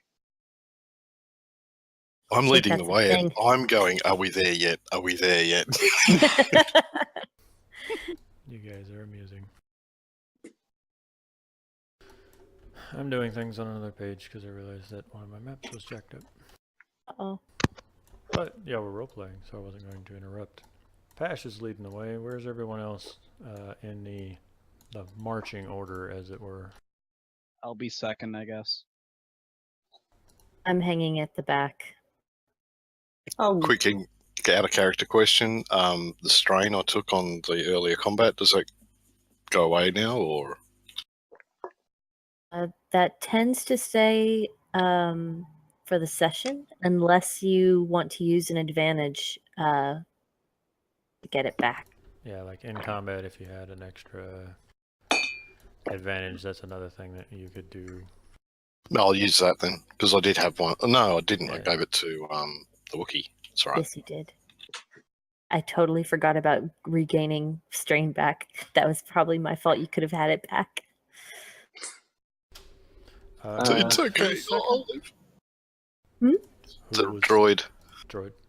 Oscar will be beside Pash. Sure. I heard the droid. What's up? I was trying to figure out what layer everyone was on. Where you were in your marching order. That look about right? Yeah. Sure. Yeah. All right, so you're leaving the spaceport and you're walking through the crowded streets and everyone's hustling and bustling and you guys are cutting straight towards Auric because you've got the thing, you've unlocked the thing, and you're going to do all the things that you do because you do things. We do that. You said do. Yep, I did. We're 4-year-olds. All of us. You, watching at home, 4-year-old. Go get a job. No, stop. We need your views. Stay where you are. Ignore me. Suddenly, through the crowds thronging in the streets, the crowds kind of part, and you see quite the chilling sight. There are 3 white armored Imperial stormtroopers marching towards you, and then all of a sudden, one of them like takes note of you and points you out, and you can hear the the electronic crackle of his stormtrooper helmet as he calls out, "There they are!" And just as you realize that the three of them notice you, a second group of three down one of the side streets crests into view. Oh, Kark. Bragging neck. There we go. So we got 6 stormtroopers. Well, this is poodoo. Purder. Right. Star's End. How We're many just gonna Star go Wars down the expletives can we remember? All of them. Let's go through the list. I'm kidding. Open the Wikipedia page, folks. No, please don't. There's a lot. So the first group, the ones closest to you, those guys are going to be at medium range. And the second group is going to be at long range. Alright. Awesome. And they're down one of the side streets. There are multiple side streets. You guys are free to act appropriately. You can attempt to vanish through crowds and head down side streets or stand and fight. What are you doing? I'm drunk and belligerent. I'm gonna kill some fools. That's my plan. I'm gonna aid the idiot and come up behind him, ready. I've just got a grid here. I've got no city street map. Yeah, so That's okay. This is going to be more of a theater of the mind. I could draw some crappy buildings on there if you want. No, you're good. You're good. Yeah. It's not super important. Just making sure. I wasn't going to draw a map if you immediately turned around and ran away, basically. Yeah. Oh, you Wait. want us to turn around and run? Can we I'm run? down for Like, that. I was assuming the Wookiee was gonna fight again. If we can run. Well, Oh, Yeah, that's racist. again, dude. I don't want to lead the witness, but see, there's this little black box on this particular encounter page that says, "Only Imperial stormtroopers are so precise. Warning!" Exclamation mark. Squads of Imperial stormtroopers can be extremely dangerous to low-level PCs. PCs that attack stormtroopers expecting an easy fight might be quickly defeated. The GM is encouraged to point out that Imperial stormtroopers have a fearsome reputation and suggest that the PCs may wish to flee. But in all seriousness, this book does actually mention that whole joke of stormtroopers can't hit shit is like a Star Wars trope.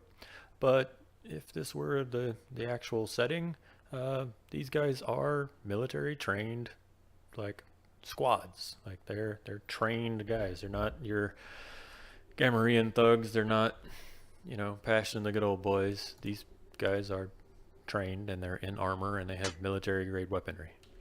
Yeah, and I'm actually trying to be on the run, not in an Imperial cell. I'm bailing. Yeah. I see the You know writing what? on the wall. You know what, Lauric? I What? wonder if you want to know how it feels to be dragged into a fight against your will. No. Do you want to explore it together? Have a fun time killing some stormtroopers. Hey, those thugs were nothing. These, Discussion later. Let's get out of here, guys.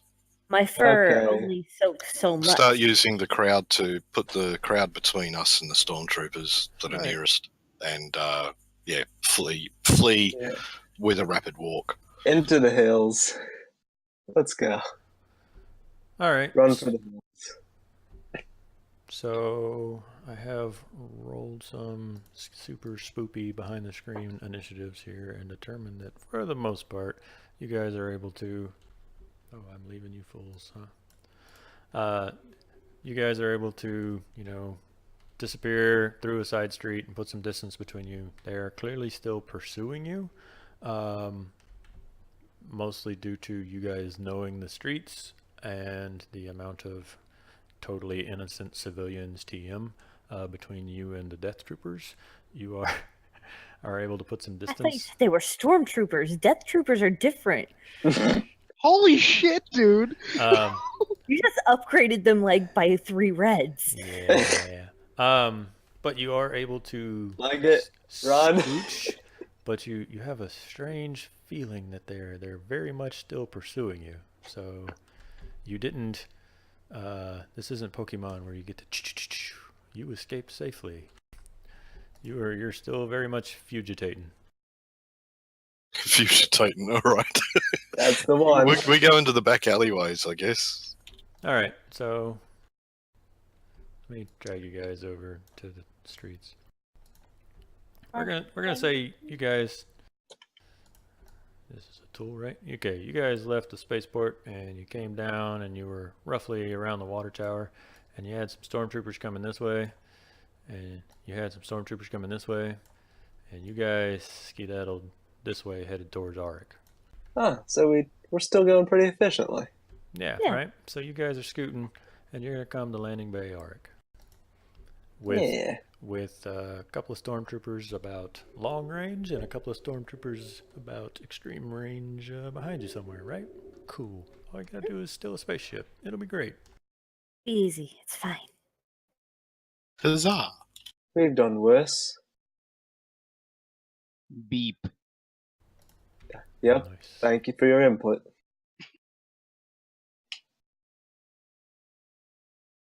Where are we? Down here. Oh, I'm not stealing Han Solo's starship. Come on. Right? Holy crap. Oh no! We don't Hey, have you a know what? death He wish. stole it about 3 times. It's time somebody else stole it from him. Let me go grab your tokens off another map. But he's the main character. Hey, we can be pro tags. We're in a side quest. I mean, all I know is that he can and lives through all this with his ship. Hey, We do not have are such protection. the stars of this episode. Okay. Yeah, we're not in Mos Eisley. We're Do not take somewhere my else. moment from me. All right, you guys see yourselves down on the bottom there. Yeah. Cool. So you guys come skedaddling into the landing page, or the landing bay rather. So it's a large port stone hangar. You enter, and there's the letters that spell out Auric stenciled onto the building side, and you come through the hangar doors, and it's it's a huge building, and the top is let's see. Yep, the top is currently open, and there is a rusty-looking Corellian freighter. The ramp is down, and at the bottom of the ramp is 2 security droids. Yep, so rusty-ass ship. 2 equally rusty-looking security droids standing at the bottom of the ramp. Ramp is down, and the hangar doors are open above it. I say to Ascara that I'd like to walk up to them and see if I can get them to let us on board. If not, get ready with your guns. All right. folks. I'll come along with you. I'm better at close range. Don't I know it? All right, let's go. Now, can we just put ourselves there, for example? Yeah, is anyone going to stop us from just hopping on up? They won't stop you from walking around, but the moment that you head towards the boarding ramp itself, they will, halt you and then ask who you are and what business you have with Trex. Trex has just asked us to put this hypermatter reactor igniter on board. Yeah. I hold it Yeah. up and wave it above my head. Yeah. Like the big guys got. Okie That's dokie. not my accent.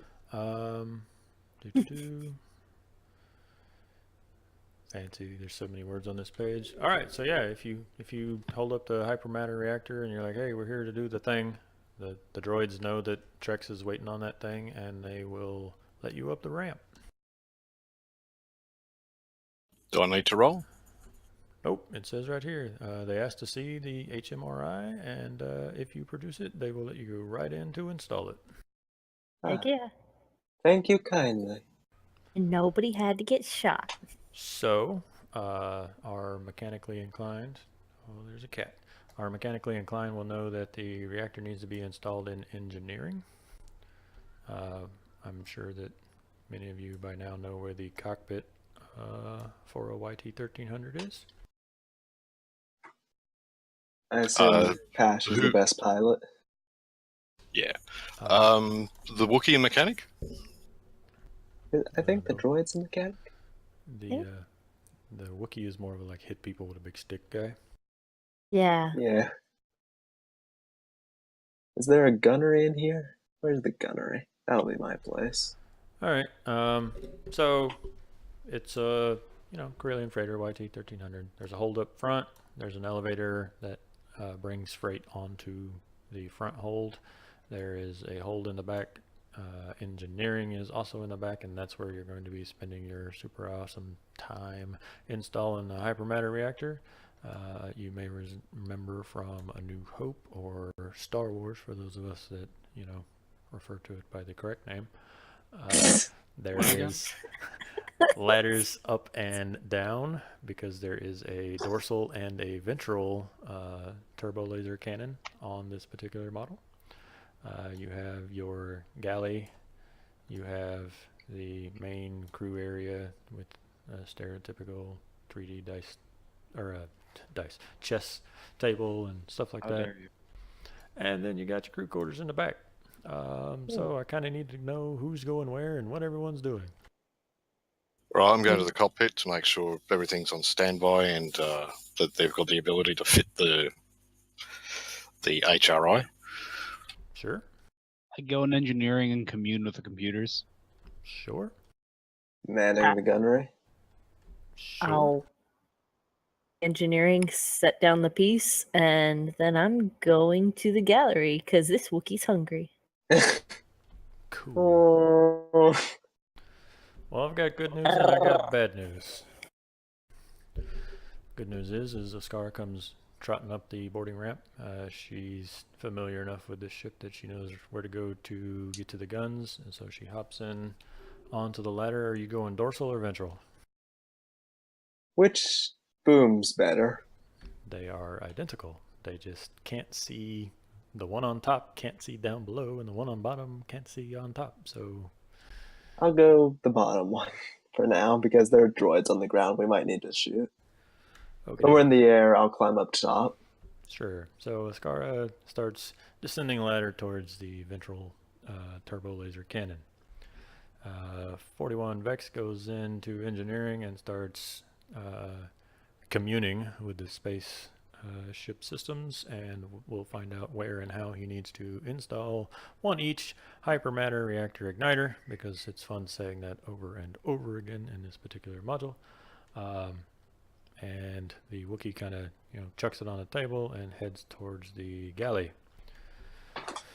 Mr. Pash, he's flown ships before. He enters the boarding ramp. He turns right. He heads down the long hallway towards the cockpit, and hits the door, slides open the door, and is greeted by one each Trandoshan sitting in the cockpit doing systems checks on his ships because Oops. yeah. This was an oversight. I think we can all blame ourselves equally. Glares at Pash. No, I'm fine with it. I just say, hey, we got that HRI for you. Just fitting it now. Sure. Let me see what Mr. Trex has going on here. Wookiee finds food in the kitchen.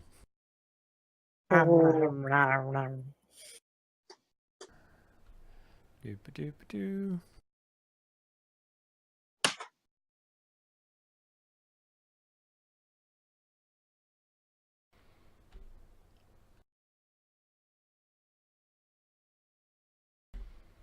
Sorry, Trex has his own little page here that I'm reading. All right, so you're just saying, hey, we're here to install the part? Yep, we delivered it, collected it, delivered it. Give him the name of the guy that gave us the part and said he says to say hi and he's looking forward to more business in the future. Sort of twisting the message. Well, Did you say Just that say he thought it was neat, he thought you'd appreciate the assist in getting the ship repaired. Yep. So you do mention that somebody's back there already doing the thing. Yep. Because if he asks, I'll tell him that I came up here to make sure that everything was prepared so that it didn't, have a problem fitting the part. Sure. Let me dice pool for you.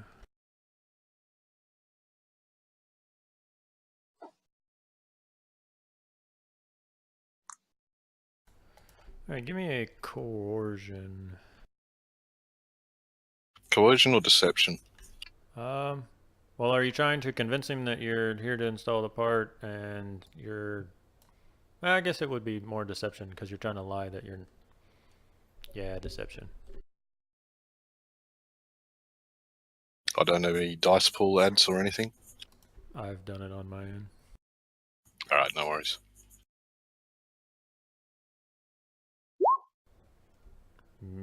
Oh, you still had the force die. We're not going to worry about the force die. But I do have bad news, sir. Yeah, 2 threats. Holy crap. You don't succeed. You don't fail, but there are some threats. So he's suspicious, to say the least, and is going to further investigate, and does so by tapping a button on the console, which you will recognize. He's calling for the security droids from outside. And so he is now going to stand up from the cockpit and say that he wants to see the hypermatter reactor igniter. Sure, and I speak in a loud voice as I'm walking down the corridor that, sure, we'll go down to engineering and I'll show you the droid fitting it. Alerting the rest of the group that there's something wrong going on. So I did hear that, right? You, sitting All in right. the ventral cannon, did in fact hear that. You were also I in am the... not in the cannon. Oh, But sorry. I did hear that. Sorry, yes. Griffin, you would hear that. Droid, Gonna you start would hear climbing that ladder. Well, I mean, you could. You also see... Someone needs to get their bailed out. Sure. From your comfy seat in the ventral cannon, you will see the droids as they turn simultaneously and begin to come up the boarding ramp. Do we have comms for each other? You do have comms for each other. I opened my comm link then while we're talking. As soon as, what's his name? Trex started talking to me. I left it open. Be like, Ascara, you could go to the cockpit and Yes. close the boarding ramp and start the ignition, if you know what I mean. Well, Not like you have to fly it. You're being Oh, sneaky while you're saying that this? is a plan. I need your Ascara runs to the cockpit ready to fly the ship. I'm gonna need your best Wookiee over the intercom whisper. Oh my god. You could do it, Mary. I'm drowning Wookiee. All right. There. Happy now? Up. Please. I'll even be nice and say that the droids did not see Ascara booking it. But you did hear them as you were getting close to the cockpit. You're going to hear the metallic stomping of droids on ship decking. Is the ramp still open as they're boarding? Yes, the ramp is currently down, and they are I've got a plan. walking up it. Whenever Pash, I can, I've got a plan to put in motion. you and Trex will reach engineering and see your droid compatriot. Wookie, what are you doing, Lowrick?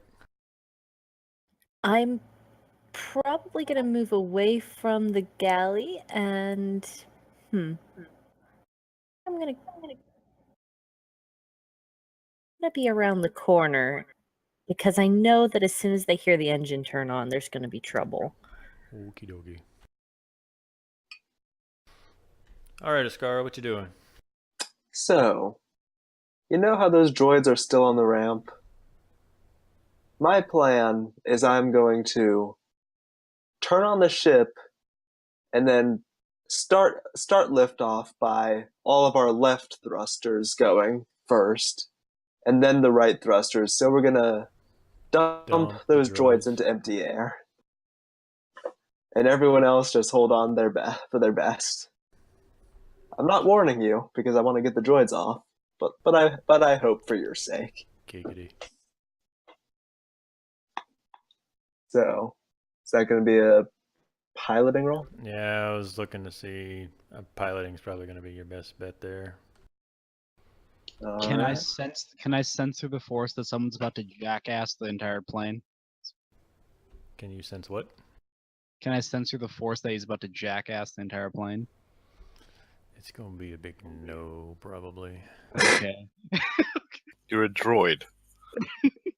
I mean, there was that one droid Jedi, I think. Yeah, screw it. Screw it. Well, I mean, Bender had perfect balance. You'll be fine.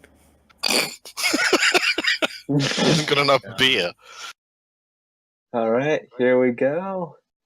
Boink. I think you need to take the dark Oh! dice off because we keep getting the dark rolls. So I succeed, but with a despair. Yeah, everyone still has it in their own sheets. It's not on my end. Oh. Wait, am I supposed to have all those purples and reds then?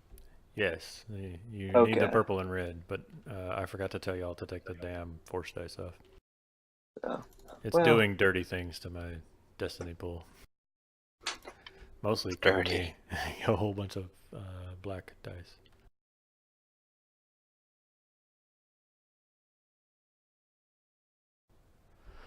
Alright, so you succeed, but with despair. What fun despair thing could we do here? Everyone takes a bit of damage, maybe? Like all of us? I was gonna Well, do I that. fall into Trex, That's true. There's and that. I'm not able to draw my pistol while I'm falling into him, so we'll do that. So, alright, I'm in melee with Trex if he decides to get upset. And the hypermatter reactor skitters across the table and bounces somewhere into hold 3. And the Wookiee is forcibly Dropped his- slammed into the central wall there, and the vibro axe hits the floor? Question mark? Yeah, and slides away from him. But you are able to get the ship airborne, and you are able to get the droids out of the ship, and so you will clear the hangar just as 6 stormtroopers enter through the main entrance and start doing that stupid thing stormtroopers do where they shoot at a spaceship as it flies away. Is Trex still with us? Oh yeah. Oh yeah, he's wearing me at the moment. Alright, so What a description. without any spoiler alerts, normally there would be a space battle at this point, but due to time constraints, we're just going to do the Trex fight and get the boarding ramp closed and get into space without, you know, that being still open, finding the hypermatter reactor, and credits roll. So let's roll for initiative the new and improved correct way, which is Cool. standby. It's cool and vigilance, but I want to read the blurb for the new folks. Alright. Initiative order. How do you is- roll? How do you roll initiative on this? well, It it's- is actually it's- cool or yeah, vigilance. It's a skill check, which is what I was about to read. Initiative order is normally determined by means of a skill check. You either make a cool check if you were expecting a fight, or if you were not expecting a fight, you make a vigilance check instead. These checks are simple, so it's no difficulty dice are added, and once all the checks have been made, the GM notes the results. I'm hearing myself, which is why I keep pausing. I'm echoing on somebody's mic. Once all the checks have been made, the GM notes the results of each check and ranks them in order of most success to the fewest. If there's a tie, the one with the most advantage is ranked higher. It does not matter who made which check. The only thing that matters is we're fighting for PC and NPC slots. Does that make sense? Yeah. So just I like the get- first one where it was 3 NPCs and then the bad guys, and then the final, or 3 PCs, the bad guys, and then the final. You guys are just rolling to win slots. So even if Pash gets like a shitload of successes, he can opt to be the last person that goes. You guys are gonna get your slots first, and then we'll decide who's acting in what order. So Ascara was expecting shit to happen, and we'll be rolling with cool. I'm still here. Yeah, we lost Griffin. We lost Griffin. Dom.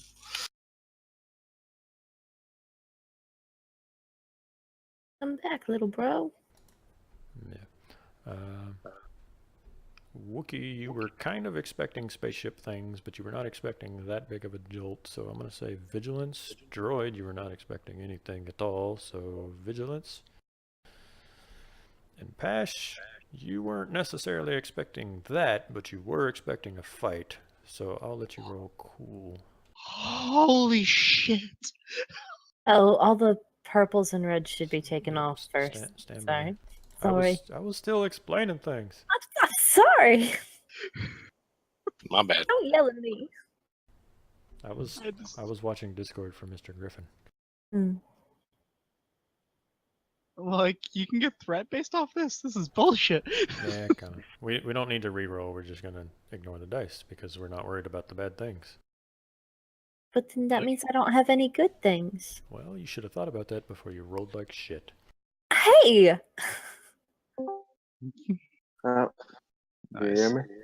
Well, Pash didn't Yes. get anything either. Well, no, he just got a whole bunch of advantages.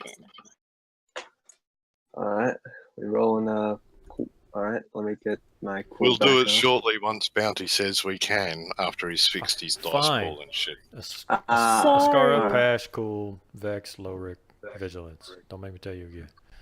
Vigilance? Okay. Where? Blue. Oh, I've got a yellow in that. Alright. That Take off is... the dark die. Oh, wait. Oh, yeah, I forgot. My bad. Let's see. Where is it? There it is. Alright, down to 0 again. I lost Well, like my track. last roll. Holy shit.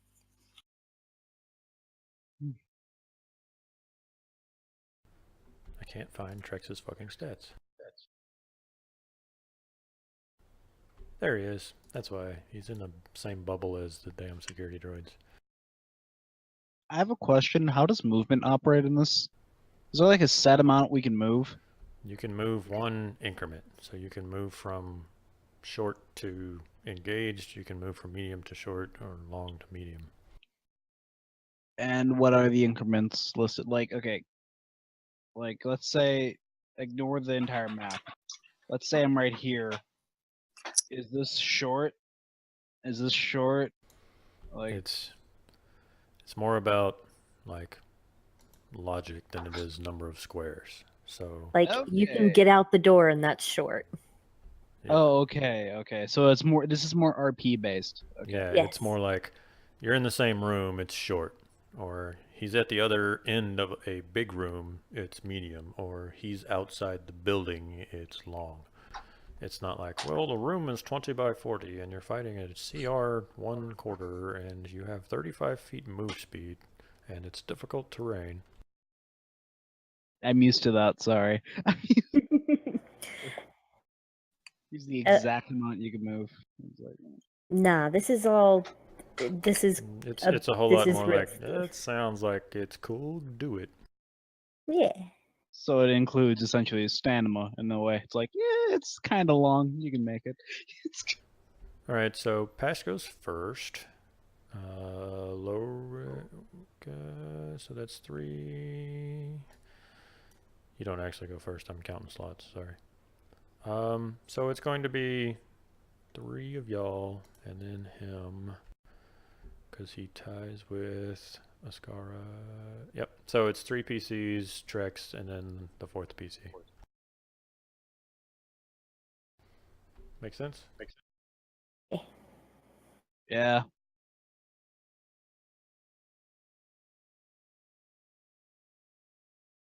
Lorax wants to yell, "Don't kill him." Did you say Lorax? No. I don't know. Okay.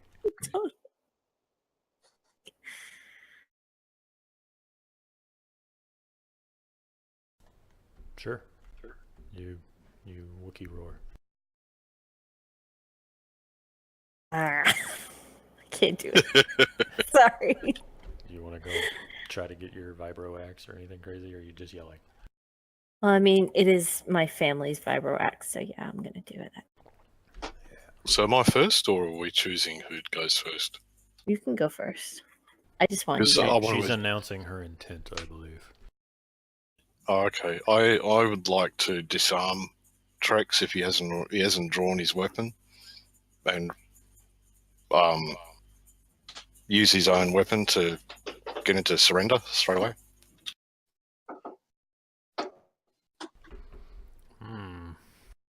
I'm on top of him. Giggity. Yeah, giggity. Do either of you that have played this more know what that would be?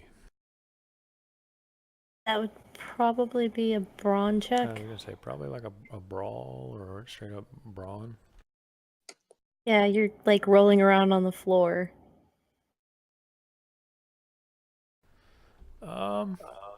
Sure. So make like a brawn or a brawl check to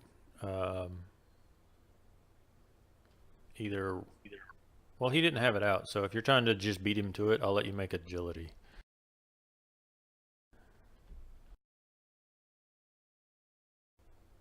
What's your? Is it athletics, or is there an agility somewhere? I'm opening your sheet because I'm looking at bad guys.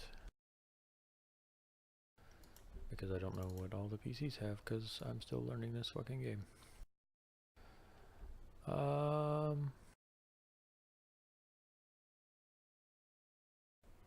Oh, you're moving your sheet. That's why it's changing for me.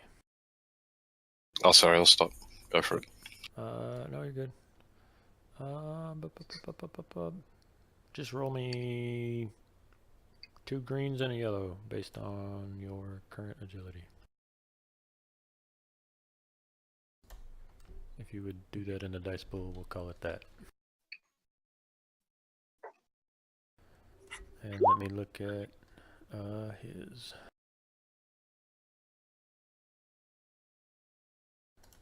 Yep. Okay. Dice pool's ready when you are. Oh, Okay. You already rolled. Sorry. Hang on, I'll just. Did you, Nate? All right. 2 successes. Sorry, I'm still getting the hang of this whole fucking dice pool page. That's cool. 2 successes. Let me tell you what he has. He has a heavy blaster pistol, and you're able to yank it up out of his holster and snag it. Yeah, and if I can, I'll stand up and point it straight at his head and say, hands up.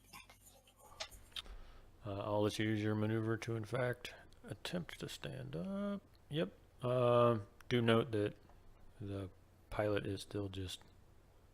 We're just clearing the spaceport at this point, so things are still a bit rocky. You'll be needing to spend a little bit of effort to stay steady until we are smooth sailing, as it were. So the first round of combat is going to be a little bumpy, but nothing fancy happens yet. Understood. Yeah. In the combat, I switched positions with him, so I'm closer to the cockpit. Sexy. And now he's facing me, and he should have his back to a recovering Wookiee.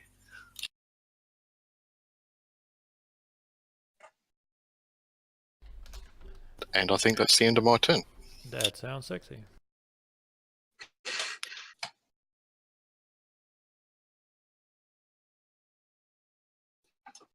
If nobody objects, I will be picking up my weapon and that'll be my... Would I be able to? I was going to say action to maneuver to move to the weapon, action to use a maneuver to pick it up. I could pop 2 strain to get Yep. another and behind Trex. You're cutting out. I don't know if it's No. near you. She wants It's to use probably two Mike. No, she wants to use 2 strain to get another action and get behind the Trex guy. Correct. Yeah. Is it still coming in and out? No, you're good. Do the thing. With the wire. Sorry. You strain. And I'm right behind him. Gangbang on Trex. I mean, it's all about consent. I don't believe he consented to this particular set of circumstances. Didn't touch him yet. I like the yeah. the operative term. I didn't Third- touch him. Third Yeah. turn. What do we think? I Man. don't understand this initiative system. I got an advantage and a hit. I don't know what that means. Well, again, remember we're fighting for slots, so Yeah, it's I just kind of a compared. communal. Yeah, I compared what y'all rolled with what the bad guy rolled. So you had somebody that got like a couple of advantages, and that beats the bad guy because he had none, or not advantage, success. You got somebody with multiple successes. The bad guy has none, so you guys claim the first slot. Then you have a couple of folks that have 1 success, and the bad guy has none, so y'all claim the next 2 slots. And then there's a character that rolled and had no successes, and the bad guy had no successes, so it compares the number of advantages, and the bad guy has more, so he goes before that slot. So again, those players aren't locked into those slots, but basically it was like, you know, Pash, Lowrick, Ascara, Trex, Vex. So we now know it's 3 good, 1 bad, 1 good. Then you as a party are free to act anywhere in those turns. Okay, that makes sense. All right, I'd like to shoot the bastard if I'm the third. Just want to propose really quick that if I get in to do a piloting action, it might take away this because you're all suffering from a purple dice for all your stuff right now, aren't you?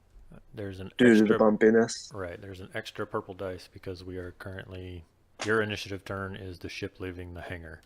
And so you're not just pointed at the sky and flying, you are actively changing directions and recovering from your crazy Ivan and whatever. Yeah.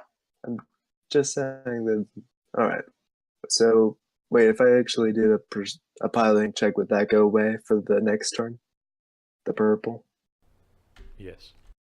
All right. So maybe just let me jump in and do that so you don't have to worry about the purple. Okay, you do you then. Gonna do another piloting check. It'll be great. Gonna leave this dust ball behind. Bink. Hey! Hey. 3 successes and an advantage. Let's blow this popsicle stand. Gonna Says throw to that. himself in the cockpit. I'm on comms. I'm on max volume. I'm Are you- belligerent and drunk. Are you using the Everyone ship's, can hear my yeah, musings. the ship's intercom? Like Trex is recovering, his weapon's been stolen, he's face to face with a Wookiee, and all of a sudden a drunk Twi'lek comes over the intercom to be like, let's blow this fucking popsicle stand. That's what's happening. Grab a blue dice, Vex. Got it. Throwing my advantage to you.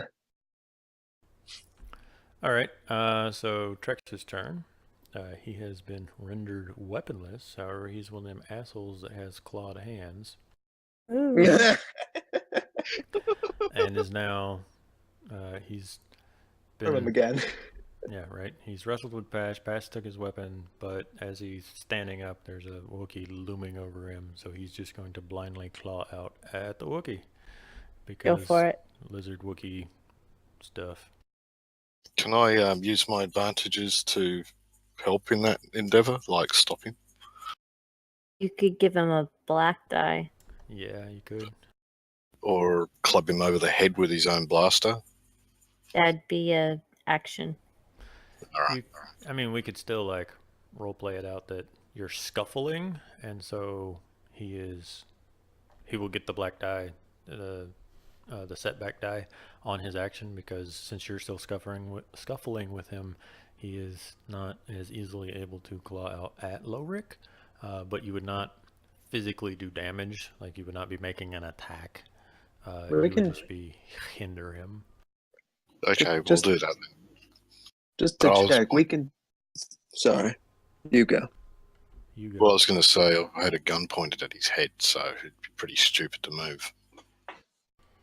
He's not very smart, and you already have his ship, and he hates Wookiees. He's a little racist. He's mostly, like, this isn't a cold, calculated attack. This is more just like a blind lunge to try and get away from you, Pash, and past the Wookiee. I gotcha. Okay, well, I'll give him the black dice then. Grr. Grr. Yeah, well, great. Now, what's the... So many sirens outside.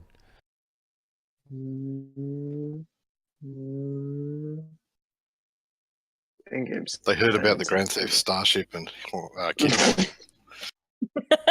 Spot's been called. You're in trouble, Bounty. Huh. Why did it not Well, there tell you me? go. It didn't tell me what happened. It's a wash. It's a nothing. Well, You like, got, Totally you got ineffectual. nothing, kid. yeah, He feels miffed. I heard the boop, but I didn't get any dice, and then all of a sudden it like loaded up. Yeah, Nothing. everything got canceled out, apparently. Well, Nothing good nor bad has occurred to Trex. so Trex like blindly, like I said, swipes at Lowrick and is just like entangled. Lowrick, you know, is as big and as brawly as the transition, and so they are locked in combat. Pash has a gun to the back of his head saying calm the fuck down, and it's Vex's turn. And science. You get a blue. Yay. I have a question. Okay, so you know how we have the absorb or soak? Mm-hmm. Alright, my punch does 2 damage, but my soak is 3. And if I were to punch myself, would it not even do anything? Yes. Great, I'm gonna shoot him then. With, did you already have the blue dice and stuff? Oh, I'll put that. Alright. Done. Thank you. Quick question, is the door open? Like, can I see him? Yep. Alright, I like to walk a bit closer than just shoot at him point blank. Stand by. I mean, you are a droid. I was going to say, it's pretty cold, man. He's he's overwhelmingly overpowered.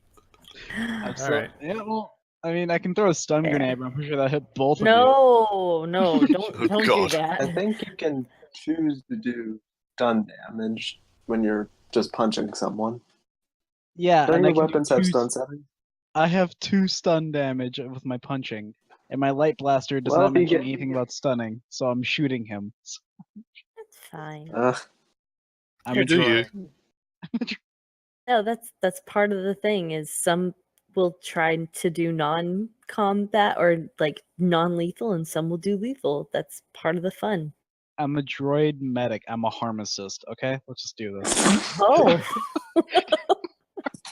I got 3 advantages. a harmacist. That's new. Put that Oh. on. Not a pharmacologist, but a pharmacist. Okay. He's Plenty just- of blue dice there to give or something. I got a lot of advantages. You can Maybe give them something good away. happened. Can I Like, singe off his claws? Well, Is that an option? Like he's swiping I and don't just believe so. No. damn it. Alright, who's He's- first? Give He's a not currently. black die, like you burn his claws, and he has a black die to use them. Can I blind him? Ooh. That'd be doing damage. Yeah. Oh. Can I give my 3 advantages to the Wookiee? You could give one. You could maybe hit the area behind him and make sparks, kind of like one of the. On the.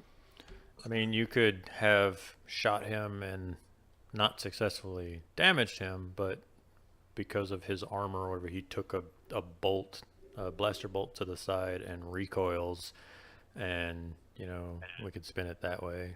You could give advantage to Pash and his checks to force the guy to surrender. Okay. So I got 3 advantages. Could I use one of my advantages to have it so I shoot him near wherever the Trandoshan equivalent to lungs are, but the armor doesn't the armor absorbs all the damage and he doesn't take anything personally, but he's kind of winded by it or stunned.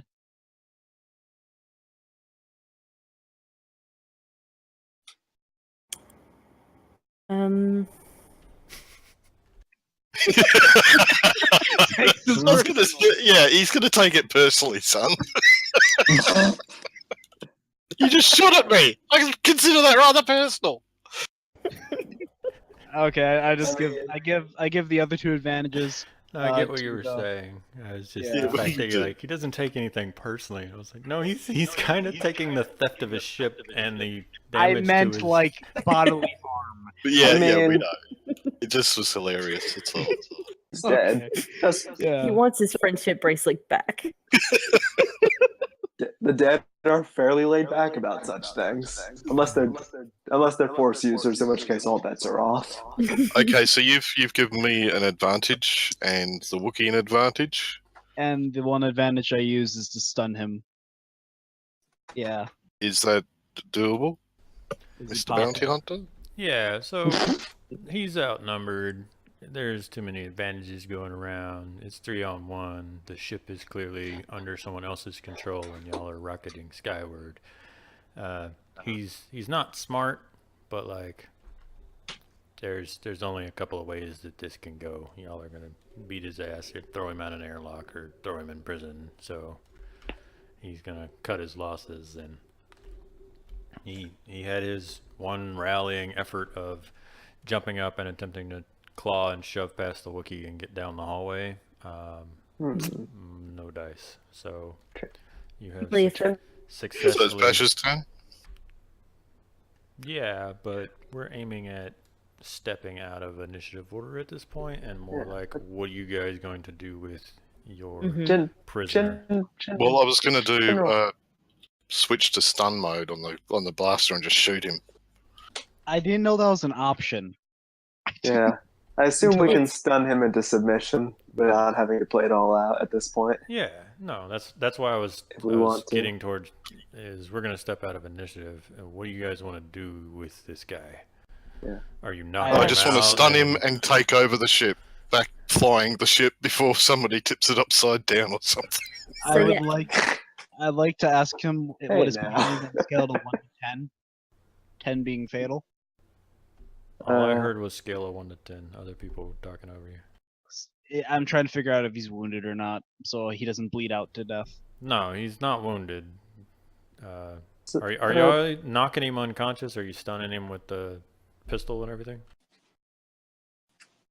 I mean, I want to ask him some questions, but if you want to stun him and then I can throw him in the crew quarters and ask him a question or two.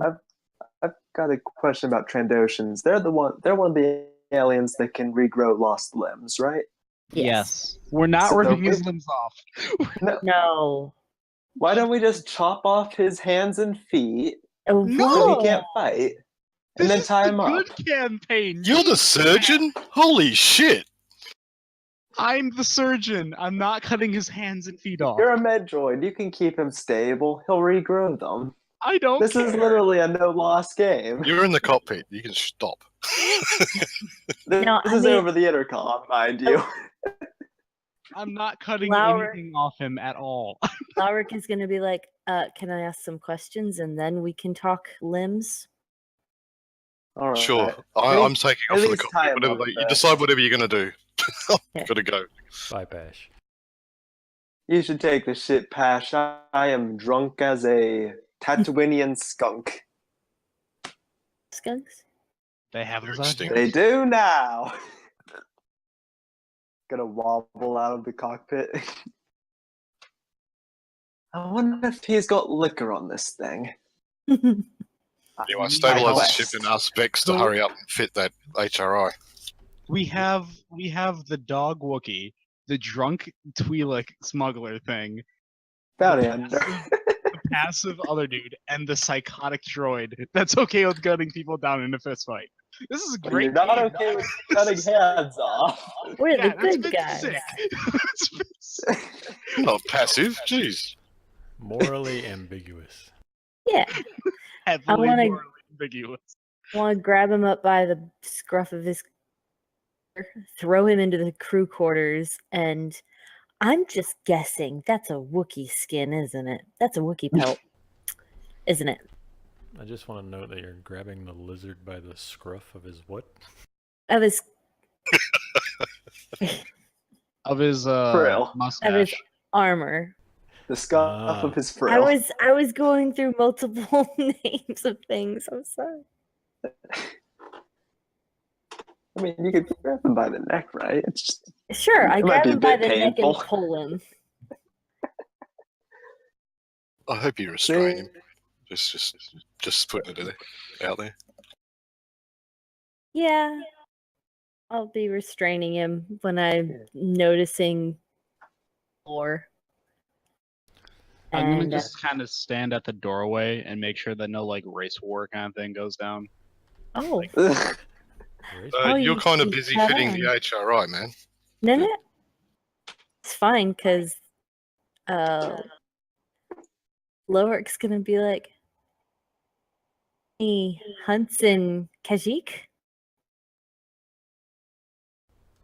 Qua? Has the Trandoshan ever been on a hunt in Kashyyyk?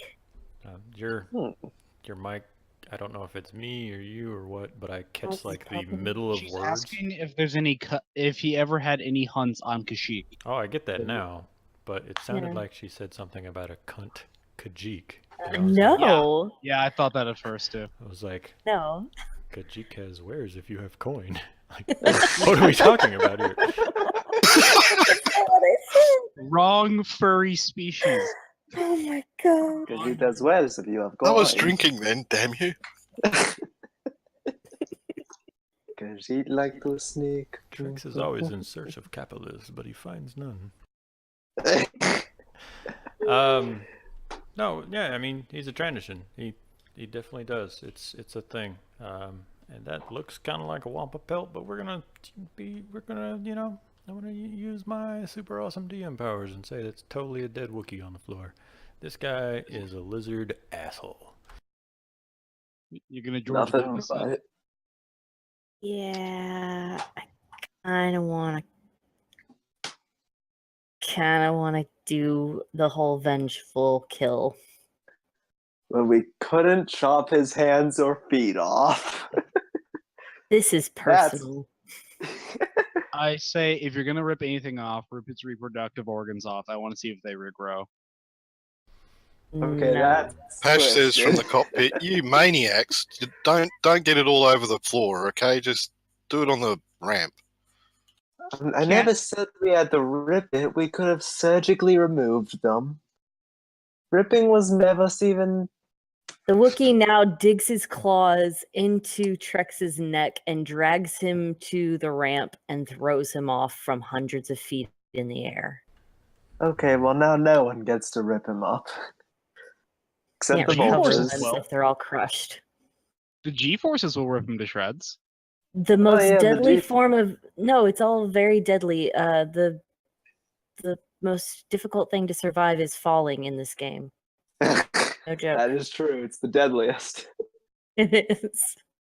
Unless your name is Darth Maul, in which case you're fine. Well, you're Ah. half spider, but Don't talk about that. That was weird. But just remember, it's not the fall that kills you; it's that really sudden The stop impact. at the end. oh yeah, I guess you can just kind of do a force thingy, couldn't you? Like, gonna push before I hit the ground. Yeah, that might actually. If he jumps right before he hits bottom, like I'm You'll be seeing fine. Darth Maul in a whole new light, guys. That was. I look into the Wookiee in a sweet robotic tone. I go, that was extremely heroic of you. Yeah. Everyone drink heroism. Heroin? That's all in this setting. Drink. Wobble. I'm gonna see if he has any glimmer stem. I'm just gonna go Ooh. and I'm just gonna go install the part that we dragged in here earlier because I'm the robot. Fucking finally. That was my line, Bounty. Thanks, man. It's all good. Sorry, I'm like mucking around with a million text messages. I got shit going on.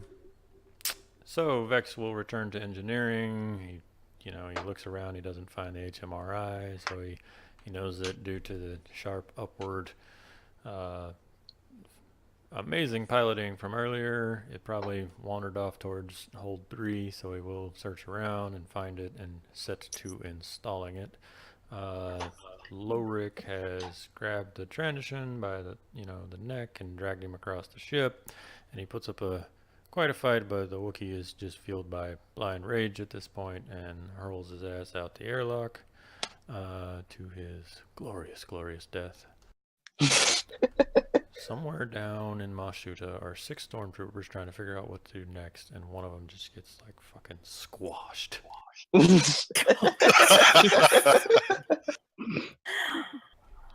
Double kill. I'll take it. XP. We did it. Skara and Lorik go about seeing what's in the galley apparently, and being good. Looting the foodstuffs. It takes about 6 turns for Mr. 41 Vex to get the HMRI installed, and Pash is all about the easy, smooth sailing when alarms start going off in the cockpit. No. I want to drink. And there are... Let's see what we got here. I got some time. Fuck it, we'll start it, and if I need to stop in the middle, we'll stop in the middle. Is anyone opposed to a couple of TIE fighters showing up behind you? Yeah, naturally. I am naturally opposed to this on many levels. In I don't character, know. opposed to the idea, but out of character, go for it. Out of character, I don't know how to fight this stuff. In character, I don't know how to fight this stuff. Well, I don't want to bore you, Vex, because unfortunately I need somebody to like stand there and install the fucking hypermatter for several I'm all turns. for that. I'm all for that. I'll sit there and engineer the shit out of it. I would need someone to jump in the cannons, and I would need Pash to be making starship checks, and we can go over starship combat. Oh my god, Cat. But it's up to y'all. I don't know if I have enough time to get through the whole thing, so I might have to suddenly be like, end it, or whether we just want to be like, there was some TIE fighters, but Pash is a hotshot. Skara and Lorik are fucking brutal killers, and wing it on the cannons, and Vex is a engineering whiz and gets that shit installed in 5 turns. Yeah. So is this planetary combat or is this space combat? This is space combat. Who left now? I've got school tomorrow, so I'd kind of prefer if we can kind of yada yada it a bit. Unless you guys want to keep going, because I'm gonna have to step out soon. Mostly what I want to do is just figure out what we're gonna do next in the future and all that. Well, the good news is there is actually an adventure that follows up after this, and hopefully I can be more prepared and like more teachy about it, because this was kind of like fuck it, let's get in there and figure out what's broken so that I can try to fix it next time, like the dice sheets and stuff, because I've never used Roll20 for Star Wars. I've ran it at the table, and again, it's much easier at the table when everyone has the PDF sheets printed out in front of them and can go, my gunning is this, and not have to go into the character sheet and deal with the dice pool and stuff like that. All right.